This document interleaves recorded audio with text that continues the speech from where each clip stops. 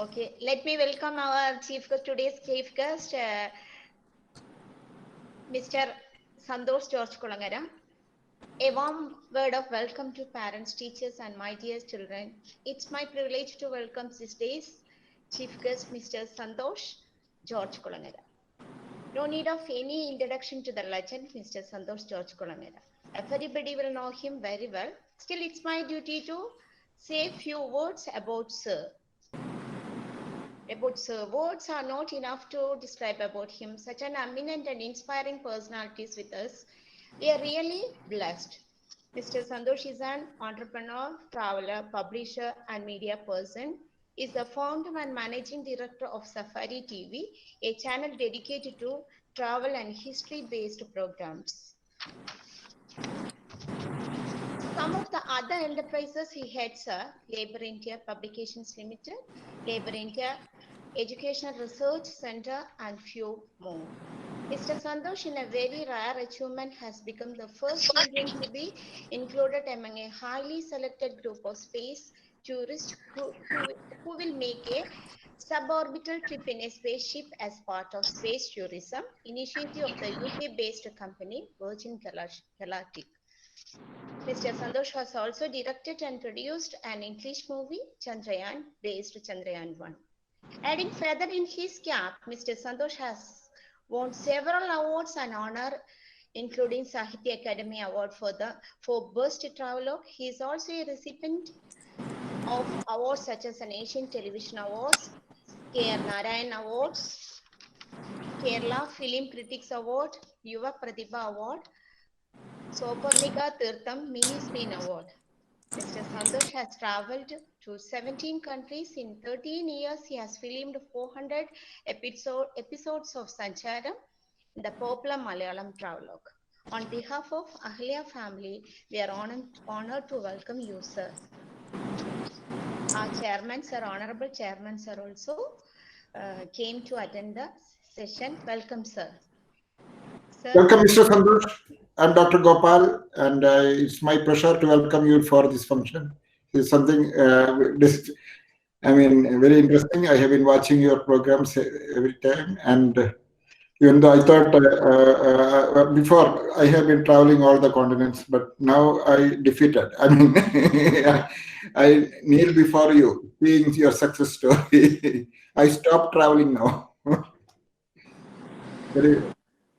Very entertaining and inspiring personality, and for the children of Ahalya, it's our pleasure and privilege to have such a wonderful person. Welcome, Mr. Santosh. Thank you very much. And thank you. Is it my turn now? Yes, sir. Sir can start. Right. Bhavanapata, Director of Ahalya, Bhavanapata Principal, അധ്യാപകരെ, പ്രിയപ്പെട്ട വിദ്യാർത്ഥിനികളെ, ഞാൻ മലയാളത്തിൽ സംസാരിക്കുന്നതിൽ നിങ്ങൾക്ക് വിരോധമില്ല എന്ന് കരുതട്ടെ. ഞാൻ സംസാരിക്കാൻ ലഭിക്കുന്ന അവസരങ്ങളിലൊക്കെ മലയാളത്തിൽ സംസാരിക്കണം എന്നാഗ്രഹിക്കുന്നയാളാണ്. നിവൃത്തിയില്ലാതെ വരുന്ന അവസരത്തിൽ വിദേശ യാത്രകൾ നടത്തുമ്പോഴാണ് ഞാൻ മറ്റു ഭാഷകൾ ഉപയോഗിക്കാറ്. അത് പ്രധാനമായും ഒരു കാരണം കൊണ്ടാണ്. മലയാളം ഞാൻ സംസാരിക്കുന്നത്, ഞാനും നിങ്ങളും ഒക്കെ സംസാരിക്കുന്നത് ഹൃദയത്തിൽ നിന്നാണ്. എനിക്ക് ഏറ്റവും ഇഷ്ടമുള്ള ആളുകളോട് സംസാരിക്കുമ്പോൾ, എനിക്ക് ഏറ്റവും ഇഷ്ടമുള്ള വിഷയങ്ങൾ സംസാരിക്കുമ്പോൾ, എനിക്ക് ഏറ്റവും ഇഷ്ടപ്പെട്ട കാര്യങ്ങൾ സംസാരിക്കുമ്പോൾ ഞാൻ മലയാളത്തിൽ സംസാരിക്കാൻ ഇഷ്ടപ്പെടുന്നു. അതിലെ മറ്റൊരു കാരണം, ഈ ഭാഷ ഭംഗിയായി പറയാനും വായിക്കാനും ആ ഭാഷയിൽ ചിന്തിക്കാനും എന്നെ പഠിപ്പിച്ചത് എൻ്റെ മാതാപിതാക്കൾ തന്നെയാണ്. എൻ്റെ അമ്മ ഒരു മലയാളം അധ്യാപികയായിരുന്നു. അമ്മയുടെ പരിശീലനം കൊണ്ടാണ് മലയാളത്തിൽ നന്നായി എഴുതാനും വായിക്കാനും ഒക്കെ എനിക്ക് സാധ്യമായത്. അപ്പം അതുകൊണ്ട് തന്നെ മലയാളം ഞാൻ എൻ്റെ ഒരമ്മയെപ്പോലെ, എൻ്റെ അമ്മയെ ഓർത്തുകൊണ്ട് എപ്പോഴും പറയാൻ ഇഷ്ടപ്പെടുന്ന ഭാഷയാണ്. ലോകത്തിലെ ഏത് ഭാഷയും ആ നാട്ടുകാർക്ക് ഏറ്റവും പ്രിയപ്പെട്ട ഭാഷയാണ് എന്നെനിക്ക് മനസ്സിലായിട്ടുണ്ട്. മലയാള ഭാഷ 3.5 കോടി ആളുകൾ സംസാരിക്കുന്ന ഭാഷയാണ്. പലപ്പോഴും നമ്മളുടെ വിദ്യാലയങ്ങളിൽ നമ്മൾ മനസ്സിലാക്കുന്ന ഒരു കാര്യം, അല്ലെങ്കിൽ നമ്മളുടെ വിദ്യാർത്ഥികൾ ഇംഗ്ലീഷിലും മറ്റു ഭാഷകളിലും ഒക്കെ മീഡിയങ്ങളിൽ പഠിക്കേണ്ടി വരാറുണ്ട്. ഒരു കാലഘട്ടത്തിൽ, എൻ്റെ ഒക്കെ ബാല്യകാലത്ത്, ഇംഗ്ലീഷ് മീഡിയങ്ങളിൽ കുട്ടികൾ പഠിക്കുന്നത് നല്ലതോ ചീത്തയോ എന്നൊക്കെ തർക്കം നിലവിലുണ്ടായിരുന്നു. പിന്നീട് ഇപ്പോ ആ തർക്കമൊന്നും ആരും കേൾക്കാറില്ല. എല്ലാവരും ഇംഗ്ലീഷ് ഭാഷയുടെ അറിവും പാണ്ഡിത്യവും ഉള്ളവരായി മാറുന്നത് തീർച്ചയായും വളരെ നല്ലതാണ് എന്ന നിഗമനത്തിലേക്ക് നമ്മൾ എത്തിക്കഴിഞ്ഞു. ഞാനും ആ അഭിപ്രായക്കാരൻ തന്നെയാണ്. നമ്മുടെ മാതൃഭാഷയെ വിസ്മരിക്കാതെ, മാതൃഭാഷയെ സ്നേഹിച്ചുകൊണ്ട് തന്നെ നമുക്ക് ഇംഗ്ലീഷിനെയും ഇംഗ്ലീഷ് എന്ന ലോകഭാഷയെയും അറിയാനും അതിൽ പാണ്ഡിത്യമുള്ളവരാകാനും കഴിയും. തീർച്ചയായും അതും ഇന്നത്തെ ഈ മാറിയ സാഹചര്യത്തിൽ IT എന്ന ഒരു വിഷയത്തിലൂടെ ലോകമൊന്നാകെ ബന്ധിതമായി കഴിഞ്ഞിരിക്കുന്ന ഈ കാലഘട്ടത്തിൽ ഇംഗ്ലീഷിനെ ഒഴിവാക്കിക്കൊണ്ട് നമുക്കൊരു ജീവിതമില്ല. അതുകൊണ്ട് തീർച്ചയായും ഇംഗ്ലീഷിൽ നന്നായി സംസാരിക്കണം. ഒപ്പം നമ്മളുടെ 3.5 കോടി മലയാളികളുടെ ഭാഷയായ മലയാളത്തിലും സംസാരിക്കണം. മലയാളം മനസ്സിലാക്കണം. മലയാളത്തിലുള്ള സാഹിത്യം വായിക്കണം. മലയാളത്തിൽ നന്നായി സംസാരിക്കാൻ അറിവ് നേടണം. ഇത് പറയാൻ കാരണമുണ്ട്. നമ്മൾ പലപ്പോഴും ചിന്തിക്കാറുണ്ട്, നമ്മുടെ കുട്ടികൾ പ്രത്യേകം ചിന്തിക്കാറുണ്ട്, ഈ വിശാലമായ ഈ ലോകത്ത് 750ഓളം കോടി മനുഷ്യർ ജീവിക്കുന്ന ഈ ലോകത്ത് നമ്മുടെ ഈ ഭാഷ വളരെ കുറച്ച് ആളുകളല്ലേ പറയുന്നുള്ളൂ. ലോകം മുഴുവൻ സഞ്ചരിക്കണമെങ്കിൽ, ലോകത്ത് എവിടെയെങ്കിലും ഒക്കെ ജോലി ചെയ്യണമെങ്കിൽ ഇംഗ്ലീഷ് എന്ന ഭാഷയാണോ ഏറ്റവും ഉത്തമം? ഇങ്ങനെയൊക്കെ ചിന്തിക്കാറുണ്ട്. പക്ഷെ ഇതിൽ വിചിത്രമായ ചില കാര്യങ്ങളുണ്ട്. ഞാൻ 130-ലേറെ രാജ്യങ്ങളിലൂടെ ഇതിനോടൊക്കെ സഞ്ചരിച്ചു കഴിഞ്ഞു. 1700-ലേറെ എപ്പിസോഡുകൾ സഞ്ചാരം ചിത്രീകരിച്ച് ടെലികാസ്റ്റ് ചെയ്ത് കഴിഞ്ഞു. ഇതൊക്കെ കഴിഞ്ഞിട്ടും എനിക്കൊന്നറിയാം, ഇംഗ്ലീഷ് ലോകഭാഷ എന്ന് പറയുമ്പോൾ പോലും ലാറ്റിൻ അമേരിക്കയിൽ എവിടെയും ബഹുഭൂരിപക്ഷം ആളുകൾക്കും ഇംഗ്ലീഷ് അറിയില്ല എന്നതൊരു വാസ്തവമാണ്. ആഫ്രിക്കയിലെ ബഹുഭൂരിപക്ഷം ആളുകൾക്കും ഇംഗ്ലീഷ് അറിയില്ല എന്നത് ഇന്നും യാഥാർത്ഥ്യമാണ്. കൊറിയയിലും ചൈനയിലും തൈവാനിലും ഇംഗ്ലീഷ് അറിയുന്നവര് വളരെ ചെറിയൊരു ശതമാനമേ ഉള്ളൂ എന്നുള്ളത് യാഥാർത്ഥ്യമാണ്. ജപ്പാനിൽ പോലും ഇംഗ്ലീഷ് അറിയുന്നത് വളരെ ചെറിയൊരു വിഭാഗം ആളുകൾ മാത്രമാണ്. അപ്പോ ഇംഗ്ലീഷ് ലോകഭാഷ എന്ന് പറയുമ്പോൾ ലോകത്തെ എല്ലാ രാജ്യത്തും ഇംഗ്ലീഷ് അറിയുന്ന കുറച്ച് ആളുകളെങ്കിലും ഉണ്ടാവും എന്നത് മാത്രമാണ് അതുകൊണ്ട് അർത്ഥമാക്കുന്നത്. എയർപോർട്ടിൽ ചെല്ലുമ്പോൾ കുറച്ച് ആളുകളെ നിങ്ങൾക്ക് കണ്ടേക്കാം. ഹോട്ടലുകളിൽ ചെക്ക് ഇൻ ചെയ്യുമ്പോൾ അവിടെ ഫ്രണ്ട് ഓഫീസിൽ റിസപ്ഷനിൽ ഒരാളെങ്കിലും ഇംഗ്ലീഷ് അറിയുന്നവർ ചിലപ്പോൾ കണ്ടേക്കാം. ഇതൊക്കെയാണ് ലോകഭാഷയാണ് ഇംഗ്ലീഷ് എന്ന് പറയുന്നുകൊണ്ട് അർത്ഥമാക്കുന്നത്. അതല്ലാതെ ലോകത്തെല്ലാവരും ഇംഗ്ലീഷ് സംസാരിക്കും എന്നത് കൊണ്ടല്ല. മറ്റൊരു കാര്യം കൂടി നമ്മൾ മനസ്സിലാക്കേണ്ടതുണ്ട്. ഗ്രീക്ക് സംസ്കാരത്തെക്കുറിച്ച് നിങ്ങൾ കേട്ടിട്ടുണ്ടാവാം. യവന സംസ്കാരം എന്നൊക്കെ പറയുന്ന ഗ്രീക്ക് മിത്തോളജി, ഗ്രീക്ക് ഫിലോസഫി, ഇതിനെക്കുറിച്ചൊക്കെ കേട്ടിട്ടുണ്ടാവാം. അരിസ്റ്റോട്ടിലും അതുപോലുള്ള നിരവധി, പ്ലേറ്റോയും സോക്രട്ടീസും ഒക്കെ ഗ്രീക്ക് ചിന്തകന്മാരായിരുന്നു. അപ്പൊ ഗ്രീസ് എന്ന് പറയുന്ന ആ ചെറിയൊരു ഭൂഭാഗമാണ് ഇന്നത്തെ പാശ്ചാത്യ ലോകം എന്നറിയപ്പെടുന്ന ലോകത്തിന്റെ ഫിലോസഫി രൂപപ്പെടുത്തത്. അതായത് ഇന്ന് നമ്മൾ പാശ്ചാത്യ സംസ്കാരം എന്ന് പറയുന്ന ഒരു സംസ്കാരം രൂപം കൊണ്ടത് ഗ്രീസിലാണ്. ഗ്രീക്ക് സംസാരിക്കുന്ന ജനങ്ങൾ, അല്ലെങ്കിൽ ഈ ലോകത്തെ, പാശ്ചാത്യ ലോകത്തെ മുഴുവൻ രൂപപ്പെടുത്തിയ ഗ്രീസ് എന്ന സംസ്കാരം, ഗ്രീക്ക് എന്ന ഒരു ഭൂഭാഗം വെറും 1 കോടിയിൽ താഴെ മാത്രം ജനങ്ങൾ ജീവിക്കുന്ന ഒരു ഭൂപ്രദേശമാണ്. അതായത് ഗ്രീക്ക് ഭാഷ ലോകത്ത് 1 കോടിയിൽ താഴെ ആളുകൾ മാത്രമേ സംസാരിക്കുന്നുള്ളൂ എന്നതിന്റെ അർത്ഥം. കേരളത്തിലേതിന്റെ 1/3 പോലും ആളുകൾ വസിക്കാത്ത ഒരു ഭൂഭാഗമായ ഗ്രീസാണ് പാശ്ചാത്യ സംസ്കാരം എന്ന് നമ്മൾ അറിയപ്പെടുന്ന ഒരു സംസ്കാരത്തിന് വിത്തുപാകിയത്. ആ ചെറിയൊരു ഭാഷയിൽ നിന്നാണ് ലോകത്തിന്റെ ഗതി നിർണയിച്ച നിരവധിയായ ചിന്തകളുടെ ആശയഗതി രൂപക്കൊണ്ടത്. മോഡേൺ മെഡിസിൻ മുതല് നിരവധിയായ ചിന്തകൾ, ഡെമോക്രസി എന്ന ആശയം മുതല്, ഡെമോക്രസി എന്ന വാക്ക് മുതല് എത്രയോ പുതിയ പുതിയ ചിന്തകൾക്ക് രൂപം കൊടുത്തത് ഗ്രീസാണ്. ആ നാട്ടിൽ നിന്ന് ഗ്രീക്ക് സംസാരിക്കുന്ന ഒരു യവന മാസഡോണിയക്കാരനായിരുന്നെങ്കിൽ കൂടി ഗ്രീക്ക് സംസാരിക്കുന്ന ഒരു മനുഷ്യനാണ് അലക്സാണ്ടർ ദ ഗ്രേറ്റ് എന്നറിയപ്പെടുകയും ലോകത്തിന്റെ ഒരു വലിയ ഭൂഭാഗം, അക്കാലത്ത് മനുഷ്യന് അറിവുണ്ടായിരുന്ന ഒരു ഭൂഭാഗം മുഴുവനും കീഴടക്കി ഇന്ത്യയുടെ അതിരുകൾ വരെ സഞ്ചരിച്ചെത്തുകയും ചെയ്തത്. അപ്പോ വെറും 1 കോടിയിൽ താഴെ മാത്രം ജനങ്ങളുള്ള ഒരു ഭൂഭാഗത്ത്, ഇന്ന് 1 കോടിയിൽ താഴെയാണെങ്കിൽ അന്ന് എത്ര ആളുകളുണ്ടെന്ന് നമുക്ക് സങ്കല്പിക്കാം. അപ്പോ നമ്മുടെ മലയാളം എന്ന ഭാഷയ്ക്കും ലോകത്തെ വേണമെങ്കിൽ കീഴടക്കാൻ, ലോകത്തെ വേണമെങ്കിൽ സ്വാധീനിക്കാൻ കഴിയും എന്നതിന്റെ ഏറ്റവും നല്ല ഉദാഹരണമാണ് ഗ്രീസ് നമുക്ക് പറഞ്ഞു തരുന്നത്. ഇതുപോലെ പല ഭാഷകളുണ്ട്. ജാപ്പനീസ് ഭാഷ സംസാരിക്കുന്ന എത്ര ആളുകളുണ്ട്? ജപ്പാന്റെ ഇൻഫ്ലുവൻസ് എത്രയാണ് ലോകത്ത്? അപ്പൊ നമ്മുടെ കൊച്ചു മലയാളത്തിന് പ്രതിഭാശാലികളായ ആളുകളുണ്ടെങ്കിൽ ഈ 3.5 കോടി ജനത്തിന് ലോകത്തിന്റെ ശ്രദ്ധ ആകർഷിക്കുന്ന ഒരു ഭാഷയായി മാറാൻ കഴിയും എന്നാണ് എനിക്ക് നിങ്ങളോട് ആമുഖമായിട്ട് പറയാനുള്ളത്. അപ്പൊ അതുകൊണ്ട് മലയാളത്തിൽ സംസാരിക്കുന്നവരെ നിങ്ങൾ മോശമായി കാണേണ്ടതില്ല, കുറച്ച് കാണേണ്ടതില്ല. മലയാള ഭാഷ മോശമാണെന്ന് ചിന്തിക്കേണ്ടതില്ല. മലയാളം എന്നത് 3.5 കോടി ആളുകൾ സംസാരിക്കുന്നുണ്ടെങ്കിൽ ലോകത്തിലെ ബഹുഭൂരിപക്ഷം ഭാഷകൾക്കും 3.5 കോടി ആളുകൾ ജനസംഖ്യാപരമായി നോക്കിയാൽ സംസാരിക്കുന്നവരായി ഉണ്ടായിക്കൊള്ളണമെന്നില്ല. പല യൂറോപ്യൻ, ഇപ്പം കിഴക്കൻ യൂറോപ്പിലെ പല ഭാഷകൾക്കും ഇത്രയും ജനസംഖ്യയില്ല. ഞാന് എൻ്റെ യാത്രകൾ ആരംഭിച്ചത് വളരെ ചെറുപ്പത്തിലാണ്, വളരെ ബാല്യകാലത്ത് തന്നെ ആരംഭിച്ചിരുന്നു. എൻ്റെ പിതാവ്, അദ്ദേഹത്തിനെ നിങ്ങളുടെ പ്രിയപ്പെട്ട ഡയറക്ടർക്ക് അറിയുമെന്ന് ഞാൻ കരുതുകയാണ്.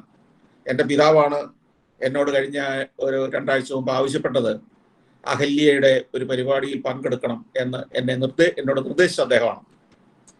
അദ്ദേഹം ഒരു നല്ല അധ്യാപകനാണ്, നല്ലൊരു ഗുരുനാഥനാണ്, വ്യത്യസ്തമായ ചിന്തകളും വീക്ഷണങ്ങളും ഉള്ള ഒരാളാണ്.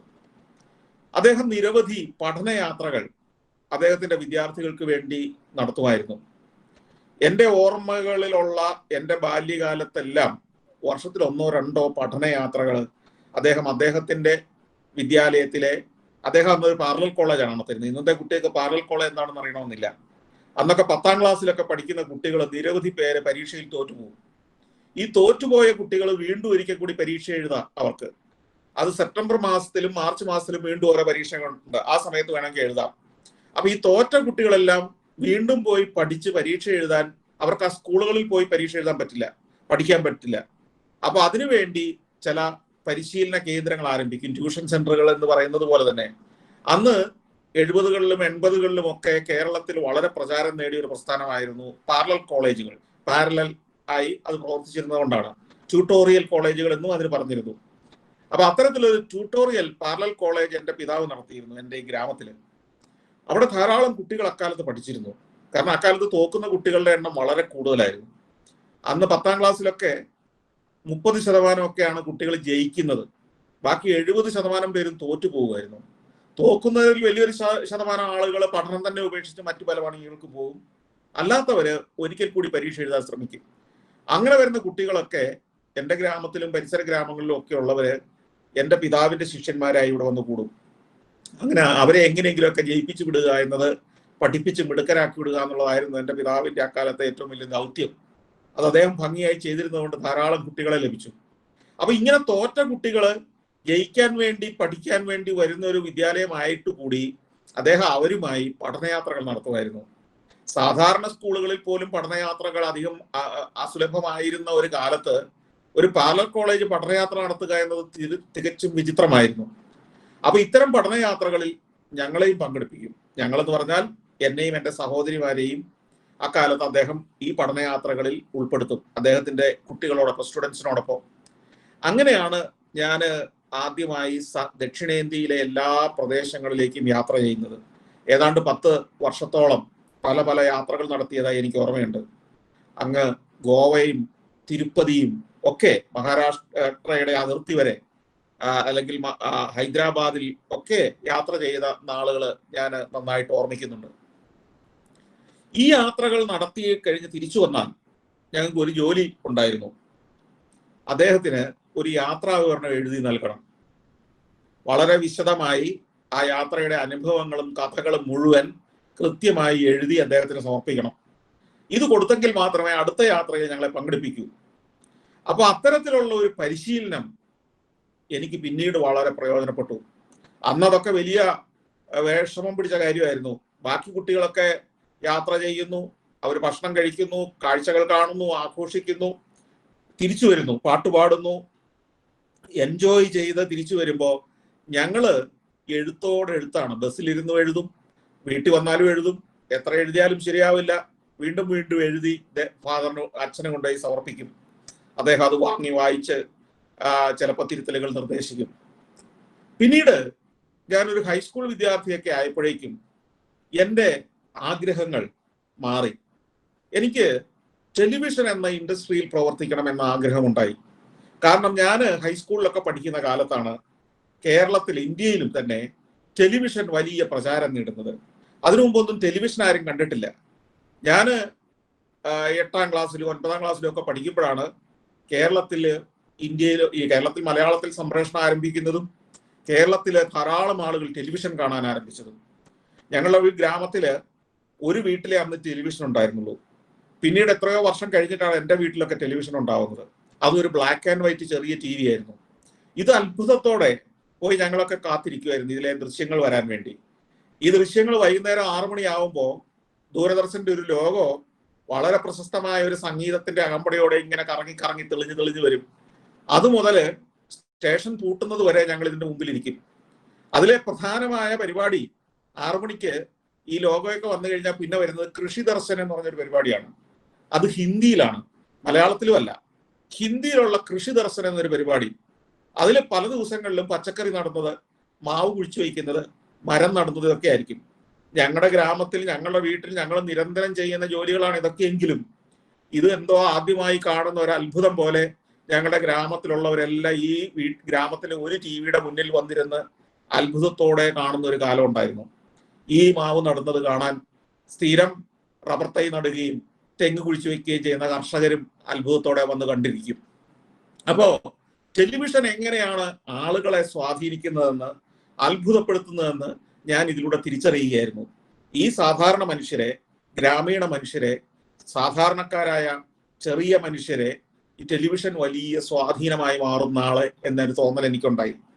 അപ്പോൾ തന്നെ ആ നാളുകളിൽ തന്നെ ഞാൻ തീരുമാനിച്ചു, ഞാൻ ഇനി വലുതായി കഴിഞ്ഞാൽ ഞാനൊരു തൊഴിൽ മേഖല തിരഞ്ഞെടുത്താൽ അത് ടെലിവിഷൻ മേഖലയായിരിക്കുമെന്ന്. അപ്പോഴും മനസ്സിൽ അത് ഉറച്ചു. പിന്നീട് 10ാം ക്ലാസ്സിലെ പരീക്ഷയൊക്കെ പാസ്സായി കഴിഞ്ഞപ്പോൾ എൻ്റെ പിതാവ് എന്നോട് ചോദിച്ചു, നീ എന്താണ് പഠിക്കാൻ ആഗ്രഹിക്കുന്നത്? ഞാൻ പറഞ്ഞു, അപ്പോഴേക്ക് എനിക്കൊരു ബോധ്യം വന്നു, ജേർണലിസം, മാധ്യമപ്രവർത്തനം പഠിക്കണം. അദ്ദേഹം പറഞ്ഞു, മാധ്യമപ്രവർത്തനമാണ് പഠിക്കേണ്ടതെങ്കിൽ നീ ഏത് വിഷയമാണ്? Pre degree. അന്ന് +2 പകരം പ്രീ ഡിഗ്രിയാണ്. അപ്പൊ ഞാൻ പറഞ്ഞു, എനിക്ക് ഹ്യൂമാനിറ്റീസ് ആണ് പഠിക്കേണ്ടത്. അന്ന് 3rd ഗ്രൂപ്പ് എന്ന് പറയുന്നത്. അപ്പൊ അദ്ദേഹം പറഞ്ഞു, 3rd ഗ്രൂപ്പ് ആണ് പഠിക്കേണ്ടതെങ്കിൽ നീ കോളേജിലൊന്നും പോകേണ്ടതില്ല. അതെനിക്ക് വലിയ ഞെട്ടലായിപ്പോയി. കോളേജിൽ പോകാതെ എങ്ങനെ 3rd ഗ്രൂപ്പ് പഠിക്കും? അദ്ദേഹം പറഞ്ഞു, എൻ്റെ പാരലൽ കോളേജ് ഉണ്ട് ഇവിടെ, അവിടെ നീ പഠിച്ചാൽ മതി, ഞാൻ നല്ല മിടുക്കനാക്കി നിന്നെ മാറ്റാം. എനിക്കതൊരു വലിയ ഷോക്കായി മാറി. ഏതാണ്ട് 80% മാർക്ക് എനിക്ക് 10ാം ക്ലാസ്സിൽ കിട്ടിയ എനിക്ക് പാലാ സെന്റ് തോമസ് കോളേജിലും കുറവലങ്ങാട് ദേവമാതാ കോളേജിലും ഉഴവൂർ സെന്റ് സ്റ്റീഫൻസ് കോളേജിലും ഒക്കെ ഞാൻ ആപ്ലിക്കേഷൻ കൊടുത്ത് അവിടെ നിന്നൊക്കെ ഇന്റർവ്യൂവിനുള്ള കാർഡ് എനിക്ക് വന്നിട്ട് ഇരിക്കുമ്പോഴാണ് അദ്ദേഹം ഈ ഞെട്ടിക്കുന്ന കാര്യം പറയുന്നത്, നീ ഈ കോളേജിലൊന്നും പോവില്ല, പകരം എൻ്റെ കൂടെ എൻ്റെ പാരലൽ കോളേജിൽ നീ പ്രീ ഡിഗ്രി പഠിക്കും. ഞാൻ വളരെ നിരാശയിലായി. അദ്ദേഹത്തിന്റെ ഉഗ്രശാസനയാണ്. എനിക്ക് വന്ന ഇന്റർവ്യൂ കാർഡ് വാങ്ങി അദ്ദേഹം വലിച്ചു കീറി വേസ്റ്റ് കൊട്ടയിലേക്ക് ഇട്ടിട്ട് പറഞ്ഞു, നീ ഈ 2 കൊല്ലം എൻ്റെ കൂടെ മാത്രമേ പഠിക്കുന്നുള്ളൂ. അദ്ദേഹം അന്ന് ഒരു പ്രസ് കൂടി ആരംഭിച്ചിരുന്നു. എന്നിട്ട് അദ്ദേഹം പറഞ്ഞു, ഞാൻ ആരംഭിച്ച ഈ പ്രസിൽ കോളേജിലെ, ഈ പാരലൽ കോളേജിലെ പഠനം കഴിഞ്ഞുള്ള സമയത്ത് നീ ഈ പ്രസിൽ ജോലിയും ചെയ്യണം. അങ്ങനെ ഒരു പ്രസിലെ ജീവനക്കാരൻ എന്ന് പറഞ്ഞുകൂടാ, ഒരു അപ്രന്റീസുമായും അദ്ദേഹത്തിന്റെ, എൻ്റെ പിതാവിന്റെ പാരലൽ കോളേജിലെ വിദ്യാർത്ഥിയായും ഞാൻ എൻ്റെ പ്രീ ഡിഗ്രി വിദ്യാഭ്യാസം നടത്തി. അപ്പൊ എനിക്കൊരു വാശിയായി. ഞാന് കോളേജിൽ പോയാൽ നല്ലൊരു ഉഴപ്പനായി മാറും എന്ന മറ്റാണ് പിതാവ് കരുതിയത്. അതുകൊണ്ടാണ് അദ്ദേഹം ബലമായിട്ട് എന്നെ പിടിച്ച് പാരലൽ കോളേജിലാക്കിയത്. എങ്കിൽ ഞാൻ കോളേജിൽ ചെന്നാൽ ചെയ്യുമെന്ന് ആഗ്രഹിച്ച കാര്യങ്ങളൊക്കെ പിതാവിന്റെ പാർല കോളേജിൽ ഇരുന്നും ചെയ്യണമെന്ന് തന്നെ തീരുമാനിച്ചു. പഠിത്തത്തോടൊപ്പം ഞാൻ തിരക്കഥകൾ എഴുതാൻ ആരംഭിച്ചു. അങ്ങനെ ഞാൻ ആദ്യമായി ടെലിവിഷന് വേണ്ടി ശാകുന്തളം എന്നൊരു സീരിയൽ നിർമ്മിക്കാനായി പാലായിലുള്ള ഒരു സാഹിത്യകാരനെ കൊണ്ട് അദ്ദേഹത്തിന്റെ കൂടി സഹായത്തോടുകൂടി തിരക്കഥയൊക്കെ എഴുതി ഞാൻ ദൂരദർശനിലേക്ക് ഞാൻ ഒരു പ്രീ ഡിഗ്രി വിദ്യാർത്ഥിയായിരിക്കുമ്പോൾ യാത്ര ചെയ്തു. അവിടെയാണ് ഞാൻ എൻ്റെ ടെലിവിഷൻ പ്രവർത്തനങ്ങൾ ആരംഭിക്കുന്നത്. ഒരു പ്രീ ഡിഗ്രി വിദ്യാർത്ഥിയായിരിക്കുമ്പോൾ ഞാൻ ആരംഭിച്ചതാണ് ടെലിവിഷനിലെ എൻ്റെ പ്രവർത്തനങ്ങൾ. പിന്നീട് പ്രീ ഡിഗ്രി നല്ല നിലയിൽ വിജയിച്ചു. പിന്നീട് കോളേജിൽ പോകാൻ അനുവാദം കിട്ടി. ദേവമാതാ കോളേജിൽ കുറവലങ്ങാട് ഞാൻ ഇംഗ്ലീഷ് ലിറ്ററേച്ചർ ഗ്രാജുവേഷന് ജോയിൻ ചെയ്തു. അവിടെ പഠിക്കുമ്പോഴും ടെലിവിഷന് വേണ്ടിയുള്ള പ്രവർത്തനങ്ങളായിരുന്നു. വലിയ സ്വപ്നങ്ങൾ ടെലിവിഷനെ കുറിച്ച് തന്നെയായിരുന്നു. ആ പഠനം പൂർത്തിയാക്കി. അതിനുശേഷം mass communication and journalism post graduation പഠിക്കുന്നതിന് വേണ്ടി മദ്രാസിലേക്ക് പോയി. അതിനിടയിലും ഞാൻ പലതര പ്രവർത്തനങ്ങളിൽ ഏർപ്പെട്ടു. അപ്പോഴും എൻ്റെ മനസ്സിൽ ടെലിവിഷൻ തന്നെയായിരുന്നത് കൊണ്ട് ഈ മാസ് കമ്മ്യൂണിക്കേഷൻ ആൻഡ് ജേർണലിസം പഠിക്കുന്ന സമയത്തും ടെലിവിഷൻ പ്രൊഡക്ഷനുകൾ ആരംഭിച്ചു. ടെലിവിഷൻ ഡോക്യുമെന്ററികൾ നിർമ്മിക്കാൻ ആരംഭിച്ചു. ടെലിവിഷൻ പരിപാടികൾ ആരംഭിച്ചു. ഇങ്ങനെ പഠനം കഴിഞ്ഞതിന് ശേഷം ടെലിവിഷനിലേക്ക് പൂർണ്ണമായും തിരിയാൻ ഉള്ള പ്രവർത്തനങ്ങൾ തുടങ്ങി. അങ്ങനെ കുറച്ച് നാളുകൾ ടെലിവിഷൻ പരിപാടികൾ ആരംഭിച്ചു കഴിഞ്ഞപ്പോഴാണ് എനിക്ക് തന്നെ ഒരു തോന്നലുണ്ടായത്. കേരളത്തിൽ ധാരാളം TV സീരിയലുകളും TV ഡോക്യുമെന്ററികളും ടെലിവിഷൻ ഫിലിമുകളും, അപ്പോഴേക്കും ഏഷ്യാനെറ്റ് ആരംഭിച്ചു, കൈരളി TV ആരംഭിച്ചു, സൂര്യ TV ആരംഭിച്ചു, അങ്ങനെ 3-4 ടെലിവിഷൻ ചാനലുകൾ ആരംഭിച്ചു. ഇതിലൊക്കെ നിരവധി സീരിയലുകളുണ്ട്, നിരവധി ടെലിവിഷൻ പരിപാടികളുണ്ട്. ഇതെല്ലാം ഒരു തവണ മനുഷ്യൻ കാണുന്നു, പിന്നെ അത് മറന്നു പോകുന്നു. അതിന്റെ പിന്നണിയിൽ പ്രവർത്തിച്ചത് ആരാണെന്ന് പോലും ആരും ഓർമ്മിക്കാറേ ഇല്ല. അത്തരത്തിൽ ആരാലും ഓർമ്മിക്കപ്പെടാതെ ആരൊക്കെയോ എന്നൊക്കെയോ കണ്ട് വിസ്മൃതിയിലാവുന്ന കുറെ പരിപാടികൾ മാത്രം നിർമ്മിക്കലാണോ എൻ്റെ ജീവിത ലക്ഷ്യം? അതിനുവേണ്ടിയാണോ ഞാൻ ഇത്രയും കാലം ലക്ഷ്യബോധത്തോടുകൂടി പഠിച്ചത്? എൻ്റെ സ്വപ്നം അത് മാത്രമായിരുന്നു? അല്ല എന്ന് ഞാൻ തിരിച്ചറിഞ്ഞു. ഞാൻ തീരുമാനിച്ചു, ഇനി അത്തരം പരിപാടികൾ ഞാൻ നിർത്തുകയാണ്. ടെലിവിഷനിൽ ഞാൻ എന്തെങ്കിലും ചെയ്യുന്നുണ്ടെങ്കിൽ അത് വ്യത്യസ്തമായ, മനുഷ്യൻ കുറെ കാലത്തേക്കെങ്കിലും എൻ്റെ കോൺട്രിബ്യൂഷൻ എന്ന നിലയിൽ എന്നെ ഓർമ്മിച്ചു വയ്ക്കുന്ന എന്തെങ്കിലും ഒരു പ്രവർത്തനമായിരിക്കണം. അങ്ങനെ ആലോചിക്കുമ്പോഴാണ് എൻ്റെ മനസ്സിലേക്ക് എൻ്റെ ബാല്യകാലത്തെ യാത്രകളുടെ സ്മരണകൾ വീണ്ടും വരുന്നത്. എൻ്റെ പിതാവിനോടൊപ്പം നിരവധിയായ യാത്രകൾ. പിന്നീട് ഞാൻ ഹൈസ്കൂൾ കാലഘട്ടത്തിൽ വായിച്ച പുസ്തകങ്ങളെ കുറിച്ച് ഓർമ്മ വന്നു. SK പൊറ്റക്കാട് എന്ന സാഹിത്യകാരന്റെ യാത്രാവിവരണ ഗ്രന്ഥങ്ങളെ കുറിച്ച് ഓർമ്മ വന്നു. അദ്ദേഹം അക്ഷരങ്ങളിലൂടെ, പുസ്തകങ്ങളിലൂടെ ലോകത്തിന്റെ കാഴ്ചകൾ മലയാളികൾക്ക് വിവരിച്ചു തന്നപ്പോ, ഇന്ന് ഈ ടെലിവിഷൻ യുഗത്തിൽ എന്തുകൊണ്ട് എനിക്ക് ടെലിവിഷനിലൂടെ ആ യാത്രയുടെ അനുഭവങ്ങൾ മനുഷ്യനെ കാണിച്ചു കൊടുത്തുകൂടാ എന്നൊരു ചിന്ത ഒരു നിമിഷത്തിൽ ഇടിമിന്നൽ പോലെ എൻ്റെ മനസ്സിലൂടെ കടന്നുപോയി. ഇതെങ്ങനെ പ്രായോഗികമാക്കാം? പിന്നെ ആ വഴിക്കായി ചിന്തകൾ. ഞാൻ പല പ്രോജക്റ്റുകളുമായി ദൂരദർശനിൽ ചെന്നു. ഇന്ത്യ മുഴുവൻ സഞ്ചരിച്ച് ഒരു യാത്രാവിവരണം നിർമ്മിക്കുന്നതിനെ കുറിച്ചുള്ള ഒരു പദ്ധതി ഇട്ടു. അതിനു മുമ്പ് തന്നെ കേരള വിശേഷം എന്ന പേരിൽ കേരളത്തിലെ വടക്കൻ കേരളത്തിലൂടെ നിരവധി യാത്രകൾ നടത്തിയുള്ള ചില പരിപാടികൾ ഞാൻ സംപ്രേഷണം ചെയ്തിരുന്നു ദൂരദർശനില്. അതിന്റെ ഒരു വിപുലീകൃതമായ രൂപമായി യാത്ര എന്ന പേരിൽ ദൂരദർശന് വേണ്ടി ഒരു പരിപാടി അവതരിപ്പിക്കാൻ ഞാൻ ശ്രമിച്ചു. പക്ഷെ അത് എന്തോ കാരണത്താൽ അതിനുള്ള അനുമതി ലഭിച്ചില്ല. വീണ്ടും അങ്ങനെ ഇരിക്കുമ്പോഴാണ് ഒരു പരസ്യമൊരിക്കൽ കാണുന്നു. നേപ്പാളിലേക്ക് ഒരു കമ്പനി ടൂർ കൊണ്ടുപോകുന്നു, വെറും 6500 രൂപയ്ക്ക്. ഞാൻ ആ കമ്പനിയെ കോണ്ടാക്ട് ചെയ്തു. എന്നിട്ട് ഞാൻ ചോദിച്ചു, ഞാൻ ഈ 6500 രൂപ മുടക്കി എനിക്ക് നേപ്പാളിൽ പോകാൻ പറ്റുമോ? അവർ പറഞ്ഞു, പിന്നെന്താ, നമ്മൾ എങ്ങനെയാണ് പോവുക? ട്രെയിനിലാണ് പോവുക. അത് ശരി. അപ്പോൾ ഈ ട്രെയിനിൽ പോകുന്ന എത്ര പേരുണ്ടാവും? നമ്മൾ 10-30 പേരുണ്ടാവും. അപ്പൊ എനിക്കൊരു സംശയം, ഞാൻ ഒരു ക്യാമറയും ഒക്കെയായി വന്നാൽ, അക്കാലത്തെ വലിയ ക്യാമറകളാണ്, ടെലിവിഷൻ പ്രോഗ്രാം ഷൂട്ട് ചെയ്യാൻ കൂറ്റൻ ക്യാമറകൾ വേണം. അത്ര ഒരു ക്യാമറയും ഒക്കെ ആയിട്ട് വന്നാൽ എനിക്ക് ചിത്രീകരിക്കാനുള്ള സൗകര്യം നിങ്ങൾ ഉണ്ടാക്കി തരുമോ?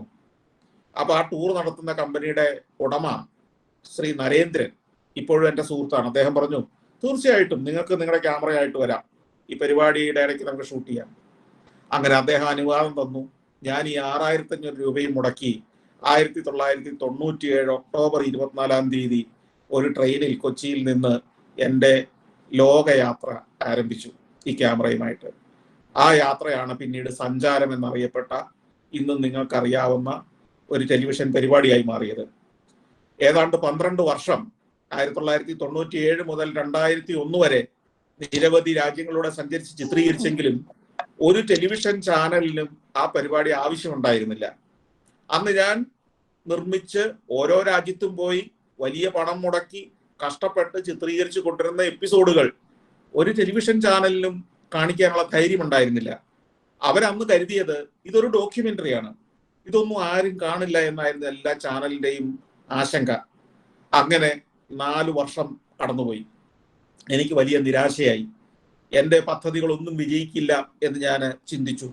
സഞ്ചാരം എന്ന ഒരു സ്വപ്ന പദ്ധതി, ടെലിവിഷന് വേണ്ടി ഞാൻ ഉണ്ടാക്കിയ പരിപാടികൾ വെറും കാസറ്റുകളായി എൻ്റെ അലമാരിയിൽ ഒതുങ്ങും എന്നെനിക്ക് മനസ്സിലായി. വീണ്ടും ഒരിക്കൽ കൂടി ഏഷ്യാനെറ്റിൽ ഞാൻ ചെല്ലുമ്പോൾ അവിടുത്തെ ഒരു മാനേജരെ, പുതുതായി ചുമതലത്തെ ആൾ പറഞ്ഞു, പ്രതിഫലമൊന്നും തരാൻ നിർവാഹമില്ല, പ്രതിഫലമൊന്നും വേണ്ട എന്നുണ്ടെങ്കിൽ നമുക്കിതിൽ സംപ്രേഷണം ആരംഭിക്കാം. അങ്ങനെ ഞാൻ അത് സമ്മതിച്ചു. അങ്ങനെ സംപ്രേഷണം ആരംഭിച്ചു. പക്ഷെ പ്രതിഫലം പണമായിട്ട് തന്നില്ലെങ്കിലും പ്രശസ്തിയായിട്ട് ഏഷ്യാനെറ്റ് എനിക്ക് നിരവധി പ്രതിഫലം തന്നു. മാത്രമല്ല ആ പ്രശസ്തി ഉപയോഗിച്ച് എനിക്ക് വളരാൻ സാധിച്ചു. നിരവധി സെറ്റ് CD-കളും പെൻഡ്രൈവുകളും DVD-കളും ഒക്കെയായി സഞ്ചാരത്തിന്റെ പരിപാടികൾ വിൽപ്പന നടന്നു. അങ്ങനെ എനിക്ക് കൂടുതൽ യാത്രകൾ നടത്താനുള്ള അവസരം ഏഷ്യാനെറ്റ് ഒരുക്കി തന്നു. 2001 മുതൽ 2013 വരെ നീണ്ട 12 വർഷം ഏഷ്യാനെറ്റിൽ ഞാൻ സഞ്ചാരം സംപ്രേഷണം ചെയ്തു. തുടർന്ന് 2012 എൻ്റെ മനസ്സിൽ ഒരാശയം ഉണ്ടാവുന്നത്. ഈ സഞ്ചാരം, ഇത്തരം യാത്രകൾ, ലോകത്തിന്റെ യാത്രകൾക്കും ലോകത്തിലേക്കുള്ള യാത്രകൾക്കും ലോകത്തിന്റെ ചരിത്രം പറയുന്നതിനും വേണ്ടി ഒരു ടെലിവിഷൻ ചാനൽ വേണം. സീരിയലുകളും കഥകളും സ്പോർട്സും വാർത്തകളും മാത്രമല്ല ലോകത്തിന് ആവശ്യം. ലോകത്തിന് ചരിത്രബോധം വേണം, സാംസ്കാരിക ബോധം വേണം. ലോകത്ത് അത്ഭുതങ്ങളെക്കുറിച്ച്, ജിയോഗ്രഫിയെക്കുറിച്ച്, മനുഷ്യൻ ജീവിക്കുന്ന ഈ ഭൂമിയുടെ അത്ഭുതങ്ങളെക്കുറിച്ച് അറിവ് പകരുന്ന ഒരു ടെലിവിഷൻ ചാനലിന്റെ ആവശ്യമുണ്ട്. അങ്ങനെയാണ് 2012 ആരംഭിച്ച് അതിനുവേണ്ടി ലൈസൻസിന് വേണ്ടിയുള്ള ശ്രമങ്ങളൊക്കെ ആരംഭിച്ചു. 2013 അവസാനമായപ്പോഴേക്കും സഫാരി ചാനലിന് ലൈസൻസ് ലഭിച്ചു. 2013 നവംബർ 1 സഫാരി ചാനൽ സംപ്രേഷണം ആരംഭിച്ചു. അത് തുടർന്ന് ഇന്നും ആ പരിപാടികളും ആ ചാനലിന്റെ പ്രവർത്തനവുമായിട്ട് മുന്നോട്ട് പോകുന്നു. എൻ്റെ ജീവിതത്തിന്റെ കഥ ആണ് ഞാൻ വളരെ ഹ്രസ്വമായിട്ട് പറഞ്ഞത്. അത് എനിക്ക് എൻ്റെ ജീവിത കഥ എന്നല്ല, കേരളത്തിലെ മരങ്ങാട്ടുപള്ളി എന്ന നിങ്ങളാരും കേട്ടിരിക്കാൻ യാതൊരു സാധ്യതയുമില്ലാത്ത ഒരു കുഗ്രാമം, ഒരു ജില്ലാ തലസ്ഥാനത്ത് നിന്ന് 30 കിലോമീറ്ററിൽ ഉള്ളിലേക്ക് മാറിക്കിടക്കുന്ന ഒരു ചെറിയൊരു ഗ്രാമത്തിൽ ഇരുന്നു കൊണ്ട് ഒരാൾ ഈ നിമിഷവും എങ്ങനെയാണ് ഒരു ടെലിവിഷൻ ചാനൽ സംപ്രേഷണം നടത്തുന്നത് എന്നതിൻ്റെ കഥയാണ്.